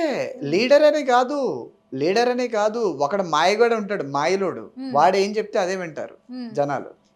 ఆ మాయలోడు అంటే విచక్షణ జ్ఞానం ఉండదా? ఏం చెప్తున్నాడు, ఇది కరెక్టా కాదా, మనకి ఏదైనా ప్రాబ్లం అవుతుందా? ఎందుకంటే ఆ మాయ చేసేవాడు ఎలా ఉంటాడంటే, చెప్తున్నాను జాగ్రత్తగా వినండి, కద్దరు బట్టలు వేసుకుంటాడు, వైట్ అండ్ వైట్ వేస్తాడు, చెప్పులు కూడా వైట్ ఉంటాయి, మంచి కారు ఉంటది, రోల్డ్ గోల్డ్ దండలు ఉంటాయి, అయ్యే చైన్స్, బ్రాస్లెట్లు ఉంటాయి, చెయ్యి గోల్డ్ వాచ్ ఉంటది, అన్నీ ఉంటాయి.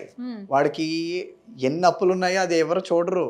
వాడు ఎన్ని బ్యాంకులకి డోకరా వేసాడో, టెండర్ పెట్టాడో ఎవరికి తెలియదు. అవును, పైకి టిప్ టాప్ గా కనిపించేదే చూస్తారు. అబ్బా ఇప్పుడు ఇలా ఉన్నాడంటే చాలా ఉంది ఆస్తి అని. అతను అలాంటి వ్యక్తులు, నేను ఒక వ్యక్తి గురించి చెప్పట్లేదండి, నా జీవితంలో నేను చూశాను. కొంతమంది నా క్లయింట్స్ సఫర్ అయిన వాళ్ళు ఈరోజు చలామణి జరుగుతున్నారు. హైదరాబాద్లోనే ఉద్యోగాలు ఇప్పిస్తామని లక్షలు కొట్టేస్తున్నారు వాళ్ళు, లక్షలు కొట్టేస్తున్నారు. యువతరానికి కూడా చెప్తున్నా, పేరెంట్స్ మీకు కూడా చెప్తున్నా, ఎవరైనా బ్యాక్ డోర్ చెప్పి ఫ్రంట్ డోర్ చెప్పి జాబులు అని అన్నారంటే మభ్య పెడుతున్నట్లే లెక్క చెప్తున్నాను. రీసెంట్గా జరిగింది హైదరాబాద్లో. ప్రతి నెల కనీసం 4-5 స్కాములు బయటకు వస్తున్నాయి హైదరాబాద్లో. 500 ఎంప్లాయీస్ బయటికి రోడ్డు మీదకి వచ్చేస్తున్నారు. అవునండి. మీకు ముఖ్యంగా సాఫ్ట్వేర్ వాళ్ళనే టార్గెట్ చేస్తున్నారు ఎక్కువ. అబ్సల్యూట్లీ. ఉమ్, కొన్ని చోట్ల అయితే ఆధార్ కార్డులు వేరే కంట్రీస్లో మన ఇక్కడ వేరే కంట్రీస్లో ఉన్న వాళ్ళవి కూడా అడాప్ట్ చేసుకుని ప్రూఫ్లు కూడా దొరికినాయి మాదాపూర్లో. ఇలా చాలా జరిగినాయి. సీజ్ చేశారు. ఉమ్హు. మా ఫ్రెండ్ వాళ్ళ ఆఫీస్ పైనే 500 ఎంప్లాయీస్తో చేశాడు.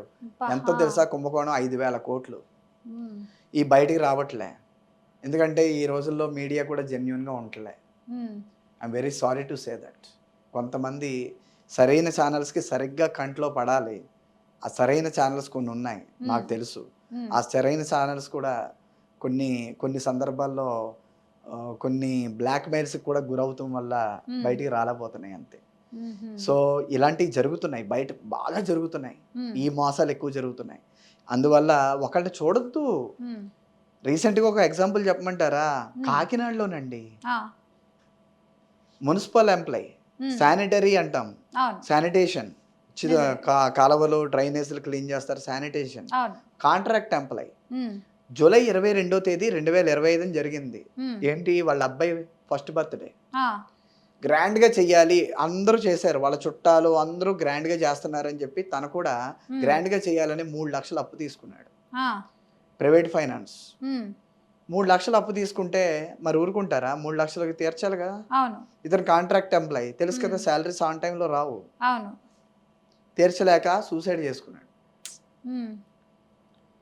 తర్వాత మన స్తోమత ఉందో ఎంతో వారం అంతలోనే పోవాలి. రోజులకే, ఉమ్, కేవలం వారం రోజులు గడవక ముందే వాళ్ళ వైఫ్ ఎలకల మందుని సోడాలో కలిపేసేసి ఆ బాబుకి, ఎవరైతే ఫస్ట్ బర్త్డే చేశారో ఆ బాబుకి ప్లస్ ఆవిడ ఇద్దరు తాగేసి ఇద్దరు చనిపోయారు. ఉమ్. ఇప్పుడు చెప్పండి, ఎందుకండి? ఆడంబరాలు అవసరం లేదు మనకు అసలు. నేను అనేది ఒకటేనండి, మనుషులం కదండి, మానవత్వం ఉండాలి అంతే తప్ప మర్యాద కాదు.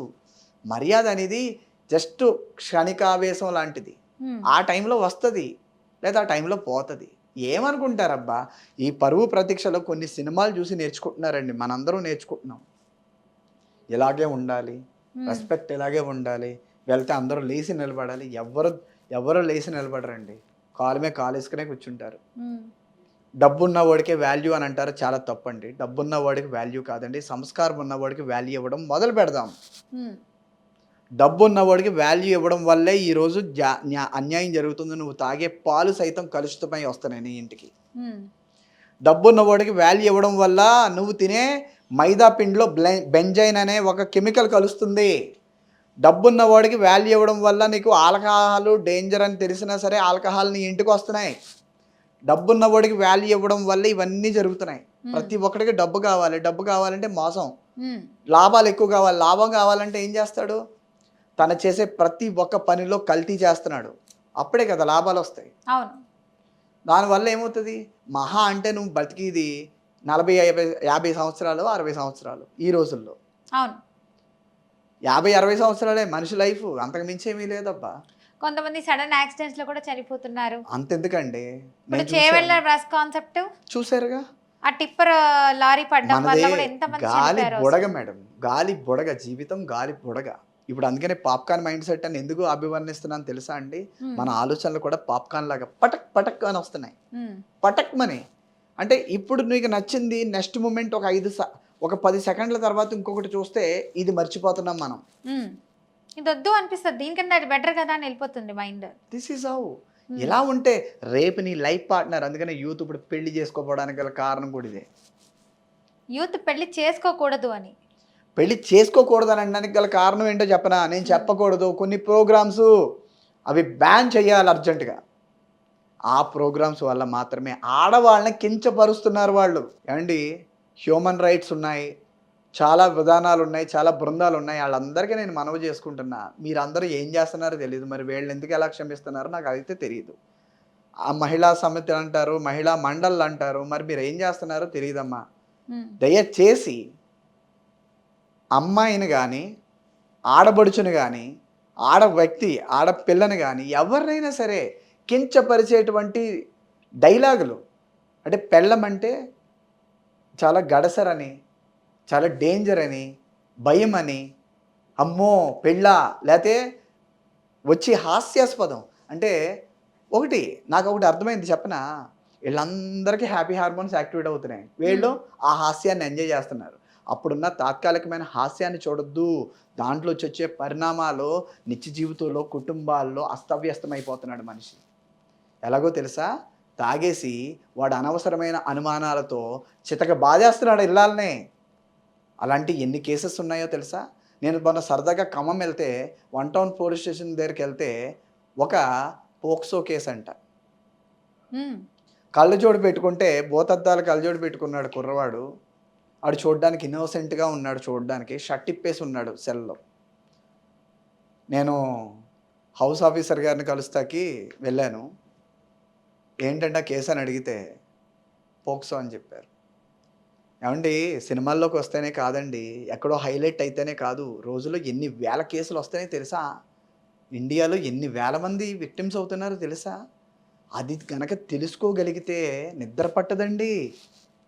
ప్రతి ఒక్క పేరెంట్కి చెప్తున్నాను నేను, రేపు నీ ఇంటికి వచ్చే కోడలు ఆ సొసైటీ నుంచే రావాలి, రేపు నీ ఇంటికి వచ్చే అల్లుడు ఆ సొసైటీ నుంచే రావాలి, ఆడపిల్లలుగానే రావాలి. అవునంటారా కాదంటారా? అలాంటప్పుడు వాళ్ళ దగ్గర నుంచి నువ్వు రావాల్సినప్పుడు ఆ సొసైటీ మీద నీకు బాధ్యత లేదా అని అంటున్నాను నేను. అప్పట్లో గాంధీ మహాత్ముడు, నెహ్రూ గారు, సుభాష్ చంద్రబోస్ గారు, అల్లూరి సీతారామరాజు గారు, లోకమాన్య తిలక్ గారు, పొట్టి శ్రీరాములు గారు, ఇలాంటి గొప్ప గొప్ప టంగుటూరి ప్రకాశం పంతులు గారు, ఎలాంటి మహనీయులండి. ఈరోజు ఏ ఒక మహనీయుడు వస్తున్నాడండి ముందుకి? అడగగలుగుతున్నారా? మిమ్మల్ని మీరు క్వశ్చన్ చేసుకోగలిగారా?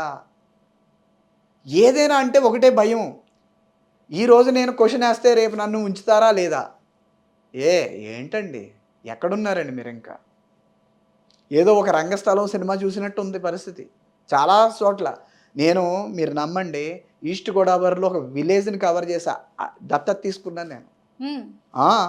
ఓకే, ఏ విలేజ్ అండి అది చెప్పకూడదు, కాన్ఫిడెన్షియల్ అంటారా? కొద్దిగా, ఎందుకంటే ఒక విలేజ్ని అడాప్ట్ చేసుకున్నాను. అక్కడ ఉన్న ఆడబడుచులందరికీ కూడా కాన్ఫిడెన్స్, సైకాలజీ మీద ట్రిక్స్, ట్రైనింగ్స్ ఇచ్చి వాళ్ళు ఏం చేశారు, నేనేమో ధైర్యాన్ని చెప్పి ఇవన్నీ చేస్తే అన్నీ అయిపోయాక, సార్ ఫెసిలిటీస్ కూడా ఇవ్వండి సార్ అని అంటారు. నేను ఫెసిలిటీ ఇవ్వడానికి నేనేమి కుబేరుని కాదమ్మా, ఫెసిలిటీస్ ఇవ్వలేకపోయాను. సో అందువల్ల నేను, ఎందుకంటే దానికి కొన్ని ఇన్ఫ్లుయెన్సెస్ ఉన్నాయండి, వాళ్ళు బిక్కుమంటా ఉన్నారు ఆ విలేజ్లో. అది జస్ట్ క్లూ ఇస్తున్నాను అంతే. అది మహేష్ బాబు గారు అడాప్ట్ చేసుకున్న విలేజ్కి ఒక 6-7 విలేజ్ల తర్వాత వస్తుంది. ఓకే, అంటే చాలా చిన్న గ్రామం అయితే. చిన్నదే అయితే, ఎందుకంటే ఎక్కడైతే ప్రాబ్లం ఉందో తెలుసుకుంటే ఆ ప్రాబ్లం దగ్గరికి వెళ్ళడం నా నైజం అండి. అంటే ప్రాబ్లం అంటే నేనేమి విప్లవవాదిని కాదు, అలాగని ఫైట్ చేసేవాడిని కాదు, పరిష్కారాన్ని ఇస్తాను. ఏ విధంగా, అమ్మ ఇలా ఉండొద్దు, ఇలా ఉండి ట్రై చేయండి, ఈ ప్రాబ్లం రాకుండా ఉంటాయి, ఎలాంటి పరిష్కారాలు ఇస్తాను. ఓకే, సో ఫైనల్లీ సార్, మీరు మా బీఆర్కే వ్యూవర్స్కి చెప్పాలనుకున్నటువంటి బెస్ట్ మెసేజ్ ఏంటి సార్? ఒకటేనండి, తాత్కాలిక సుఖాలకో తాత్కాలిక ఆనందాలకో, ఎవరో ఏదో చెప్తున్నారనో, ఎవరో ఏదో మభ్యపెడుతున్నారనో, ఫంక్షన్కి వెళ్తే మళ్ళీ నాన్న ఇదే డ్రెస్తో వెళ్తే ఎవరో ఏదో అనుకుంటారనో, ఇలాంటి ఆలోచనలన్నీ డిలీట్ చేసేయండి ఈ రోజు నుంచి. మిమ్మల్ని మీలా చూసుకోండి. ఎవరేమంటారు అన్నారే అనుకుందాం, మీకేమవుతుంది? మీకు ఏమన్నా నొప్పి వస్తుందా? ఏమవుదే. ఫీలింగ్, పరువు, ప్రతిష్ట అనేవి చాలా విలువైనవి.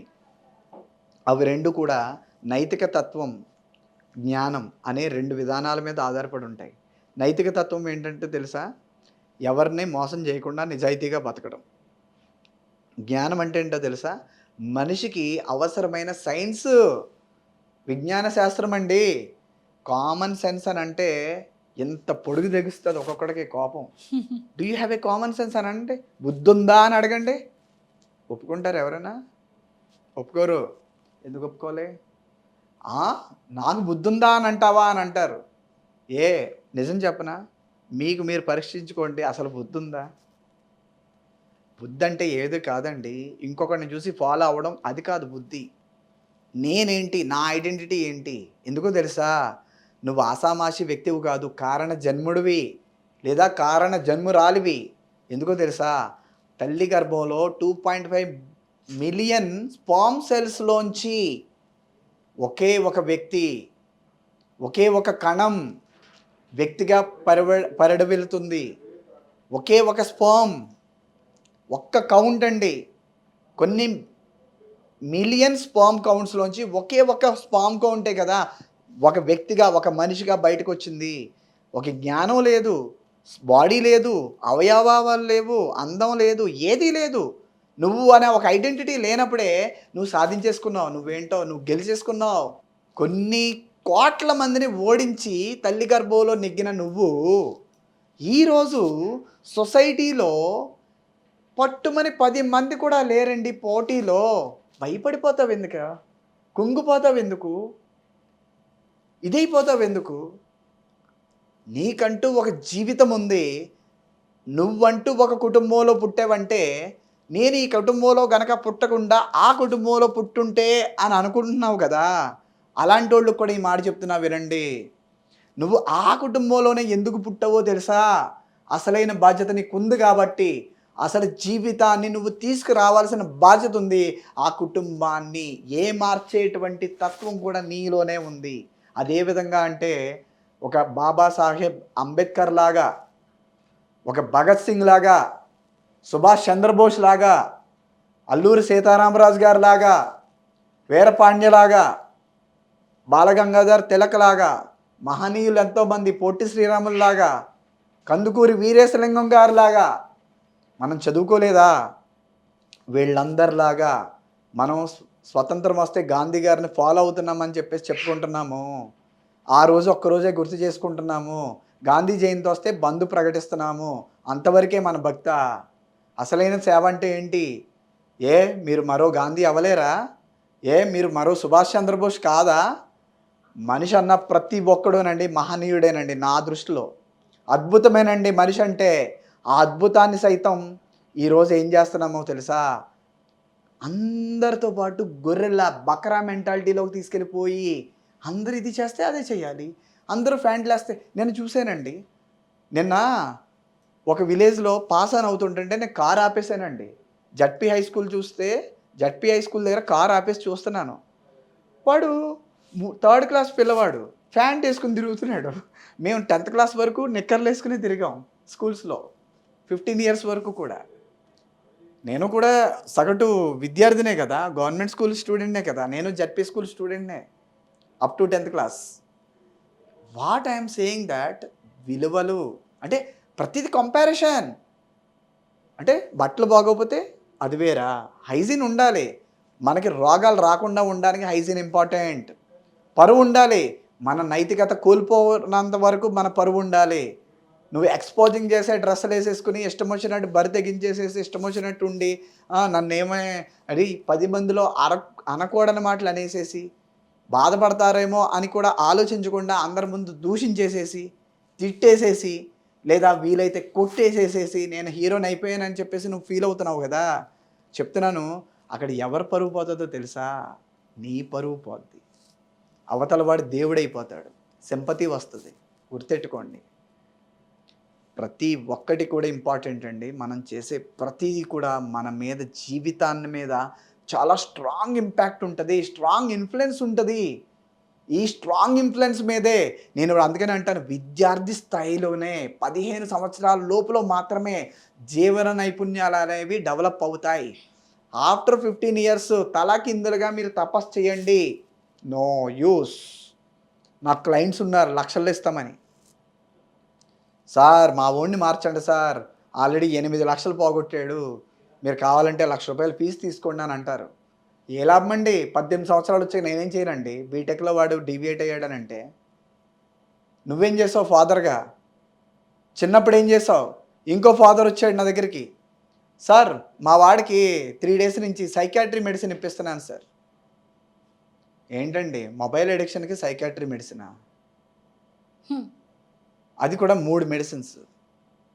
ఫ్యూచర్లో ఇన్ఫెర్టిలిటీ, సీజర్స్, ఎన్ని ప్రాబ్లమ్స్ వస్తాయి. నరాల పటుత్వం తగ్గిపోతుంది. అంటే ఎలా ఉన్నదంటే మీ ఆలోచనలు ఎలా ఉన్నాయి చెప్పనా? మనుషులుగా చెప్తున్నాను. అంటే నేను సైకాలజిస్ట్ కాదండి. నేను సైకాలజిస్ట్ దగ్గరికి వెళ్ళకుండా, అవసరం లేకుండా మనిషి ఎలా బతికితే, తెలివిగా ఎలా బతికితే సక్సెస్ అవుతాడో తెలివైనది సుమా. గుర్తెట్టుకోండి, తెలివితేటలు నేర్పేవాళ్ళు ఎవరు లేరు. తెలివితేటలు నేర్పేవాళ్ళు చాలా చాలా తక్కువ. నిజంగా తెలివైనోళ్ళైతే మన బీఆర్కే ఛానల్‌లో నేను ఇస్తున్న ప్రోగ్రామ్స్ ఫాలో అవ్వండి. మంచి మంచి విషయాలు అడుగుతున్నారు వీళ్ళు నన్ను. మంచి మంచి విధానాలు చెప్తున్నాం మనం. డెఫినెట్‌గా viewers, I am telling you. వీలైతే ఈ వీడియో చూసాక షేర్ చేయండి 10 మందికి. నేను చూస్తున్నాను. ఈ వీడియోస్ ఎందుకురా రావట్లేదు వ్యూస్ అని అనుకుంటే, పనికిరాని చెత్త అంశాన్ని మాత్రం లక్షల్లో వెళ్ళిపోద్ది ఓవర్ నైట్. విషయం ఏంటో తెలుసా? కషాయం తాగితే ఆరోగ్యానికి మంచిదని తెలుసు. కానీ జ్వరం వచ్చాక తాగుతాం. ఇన్సూరెన్స్ చేయించుకుంటే మనిషికి ఆపదకి జీవితాన్ని రక్షిస్తుందని తెలుసు. కానీ మనిషి చచ్చిపోయాక అప్పుడు వెతుకుతాడు ఇంట్లో. ఏమన్నా పాలసీలు ఏమన్నా ఉన్నాయా అని చెప్పేసి. ఏ లాభం? మనిషి ఉన్నాడేంటి? వెళ్ళిపోయాడు ఆల్రెడీ. మనిషి ఉండగా నువ్వు చేసుంటే ఉపయోగపడుతుంది. పెద్ద రోగం వచ్చింది, హార్ట్ అటాక్ వచ్చింది, 4 లక్షలు సర్జరీకి అవుతుంది. అప్పుడు నీకేముండాలి? హెల్త్ ఇన్సూరెన్స్ ఉండాలి. అంతకుముందు నీ దగ్గరికి ఏజెంట్ 10 సార్లు వస్తాడు, సార్ చెయ్యండి సార్ అని. అప్పుడు నెగ్లెక్ట్ చేస్తావు. ప్రాబ్లం వచ్చాక అప్పులు చేస్తావు, ఆస్తులు అమ్ముతావు. చుట్టాల ముందు, బంధువుల ముందు వాళ్ళ సైడ్ అయిపోతారు. అక్కడ వరకు క్లోజ్గా ఉన్న వాళ్ళు కూడా దూరం అయిపోతారు. ఇదే కదా ఇప్పుడు ఫేస్ చేస్తుంది. ఇది కాదా మనం ఫేస్ చేస్తుంది? ఆపదలు ఆదుకోకపోతే ఇంకెందుకబ్బా నైతికత? నైతిక బాధ్యత అంటే ఏంటి? పూర్వం అసలు కట్నం అనే సాంప్రదాయం ఎక్కడొచ్చిందో తెలుసా? కట్నం అంటే ఏంటో డబ్బులు ఇవ్వడం కాదండి. పూర్వం మనకి డబ్బులు లేవు. వస్తు మార్పిడి విధానం ఉండేది. పూర్వం ఏంటి, మనందరికీ ఏం జరిగేది? ఒక్కొక్కళ్ళు ఒక్కొక్క వృత్తులు ఉండేవి. ఎగ్జాంపుల్, నేను ధాన్యాన్ని పండిస్తే మీరు కందులు పండిస్తారు. ఒక్కొక్కళ్ళు ఒక్కొక్క విధానం ఉండేది. ఫర్ ఎగ్జాంపుల్, వేణుగోపాల్ గారు ఇంట్లో ఫంక్షన్ అవుతుందని అంటే, ఓహ్ మన వేణుగోపాల్ మనోడే కదా. ఆ సంఘాలు ఉండేవి. అందరూ ఏం చేసేవారంటే, సరే రే నువ్వు కందులు పంపించరా, నువ్వు ఇది పంపిద్దాంరా, అందరూ తలోటి పంపించేసేవారు. గ్రాండ్గా సెలబ్రేట్ అయ్యేది. అలాగే నెక్స్ట్ టైం ఇంకొకళ్ళ పెళ్ళి అయితే వీళ్ళు రైస్ పంపించేవారు, వాళ్ళు ఇది పంపించేవారు. అక్కడి నుంచి స్టార్ట్ అయింది కట్నం అనే సాంప్రదాయం. దీన్ని డీవియేట్ చేసేసి కరప్ట్ చేసేసారండి. ఆ కరప్టర్ వినండి, ఈ కట్నం నుంచి స్టార్ట్ అయిన కరప్షను ఎంతవరకు వెళ్ళిందో తెలిసి ఈరోజు. ఏదైనా పని అవ్వాలంటే డబ్బులు పడాల్సిందే, లేదా పని అవ్వట్లేదు. అవునా కాదా? మనస్ఫూర్తిగా చెప్పండి, హార్ట్ఫుల్గా చెప్పండి. మీ జీవితంలో ఎవరికి మీరు డబ్బులు ఇవ్వకుండా పని చేయించుకున్నారా? అన్నిటికీ మనదేనండి మన ఆలోచన పాజిటివ్గా ఉందనుకోండి. పాజిటివ్ మీరు అనుకోవచ్చు, సార్ ఎలా పాసిబుల్ అవుతుంది సార్, నేను ఒక్కడ మారిపోతే సరిపోద్దా? ఎస్, మీరు ఒక్కళ్ళ మారితే సరిపోద్ది. ఎందుకో తెలుసా? మీరు మారారనుకో, మిమ్మల్ని చూసి మీ పిల్లలు మారుతారు, నెక్స్ట్ జనరేషన్స్ మారుతాయి. నెక్స్ట్ ఇంకో విషయం చెప్పనా, మీతో పాటు కనీసం ఇద్దరిని మార్చే ప్రయత్నాన్ని చేయండి. అలాగనంటే స్టాలిన్ ఫార్ములా అని అనుకోకండి. మీతో పాటు కనీసం ఇద్దరిని అభివృద్ధి చేయండి. అది ఎలాంటి వాళ్ళు చేయాలో తెలుసా? మీ ఇంటి పక్కన లెఫ్ట్ సైడు, రైట్ సైడు, లేదా ఆపోజిట్ 3 ఫ్లాట్లు ఉంటాయి. ఆ ముగ్గురిని ఎడ్యుకేట్ చేయండి చాలు. వాళ్ళ పిల్లల్ని కూడా మంచిగా క్రమశిక్షణతో పెంచితే మీ పిల్లలు బాగుంటారు. అది ఫ్యాక్ట్. ఆ ఫ్యాక్ట్ ఎవరు చెప్పరు. ప్రాబ్లం వచ్చిందా, సొల్యూషన్ ఇస్తా, 20,000 బిల్లు కట్టేసి వెళ్ళిపోండి. ఏంటండి ఇది? వ్యాపారం అయిపోయింది కరెక్షన్ అంటే. This is how. నేనేమంటాను తెలుసా? మీ పిల్లవాడిని ప్రాబ్లం రాకుండా చేయాలంటే మీ పిల్లవాడితో పాటు సంపూర్ణ విద్యార్థి మీరు జాయిన్ అయిపోండి. మీ పక్కన మీ ఇరుగు పొరుగు మీ పిల్లల ఫ్రెండ్స్ ఎవరున్నారో వాళ్ళ పేరెంట్స్ని కూడా మెంబర్గా జాయిన్ చేయండి. మీ పిల్లవాడితో పాటు మీ యొక్క పిల్లల స్నేహితులు కూడా మారుతారు. అప్పుడు మీరు ఎంత బాగా మారుస్తారంటే మీ పిల్లవాడిని, అవతల వాళ్ళు కూడా మారుతూ ఉంటారు. కాబట్టి మీరు ఏదైతే ఎక్స్పెక్ట్ చేస్తున్నారో వితిన్ 6 monthsలో పాసిబుల్ అవుతుంది. అవును, తప్పకుండా అవుతుందండి, నిజమే. యాక్సెప్ట్ చేస్తారా మేడం? చేస్తాం సార్, యాక్సెప్ట్. ఇలాంటి విధానాలు నిజంగా చెప్తున్నాను మేడం, మరి నేను ఎంతకాలం ఉంటానో తెలియదు కానీ చెప్తున్నాను. ఇలాంటి ఒక విధానం నేనైతే చెప్తున్నాను, నా కారణ జన్మ మనిషిని మనిషిలా బతికించాలనే ఒక ఆలోచన నాది. బతకట్లే మనిషి జస్ట్ బతుకుతున్నాడు తప్ప జీవించట్లేదు మనిషి. జీవించండి, బతకొద్దు.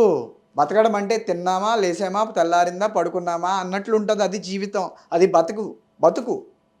అసలు జీవితం అంటే అనుభవించడం, ఆనందాన్ని ఆస్వాదించడం, బాధల్ని వ్యక్తపరచడం, సంతోషాన్ని పంచుకోవడం, ఇవన్నీ ఇవన్నీ మనం ఇవ్వగలిగిన రోజున నిజంగా ప్రతి ఒక్క మనిషి అద్భుతాన్ని చూడొచ్చు. అలాగే వ్యవస్థ పాజిటివ్గా మారిపోతుంది. నెగిటివ్స్ ఉండవు, మోసాలు ఉండవు, దొంగతనాలు ఉండవు. పూర్వం తెలుసా, ఇంటికి తలుపులుండి కాదు. ఎందుకో తెలుసు? ఎందుకంటే నమ్మకం ఉండేది. ఎందుకంటే ఎవరితో పోల్చుకునేవారు కాదు. ఉంటే రెస్పెక్ట్ ఇస్తారు అనే ఆలోచన ఉండేది కాదు అప్పట్లో.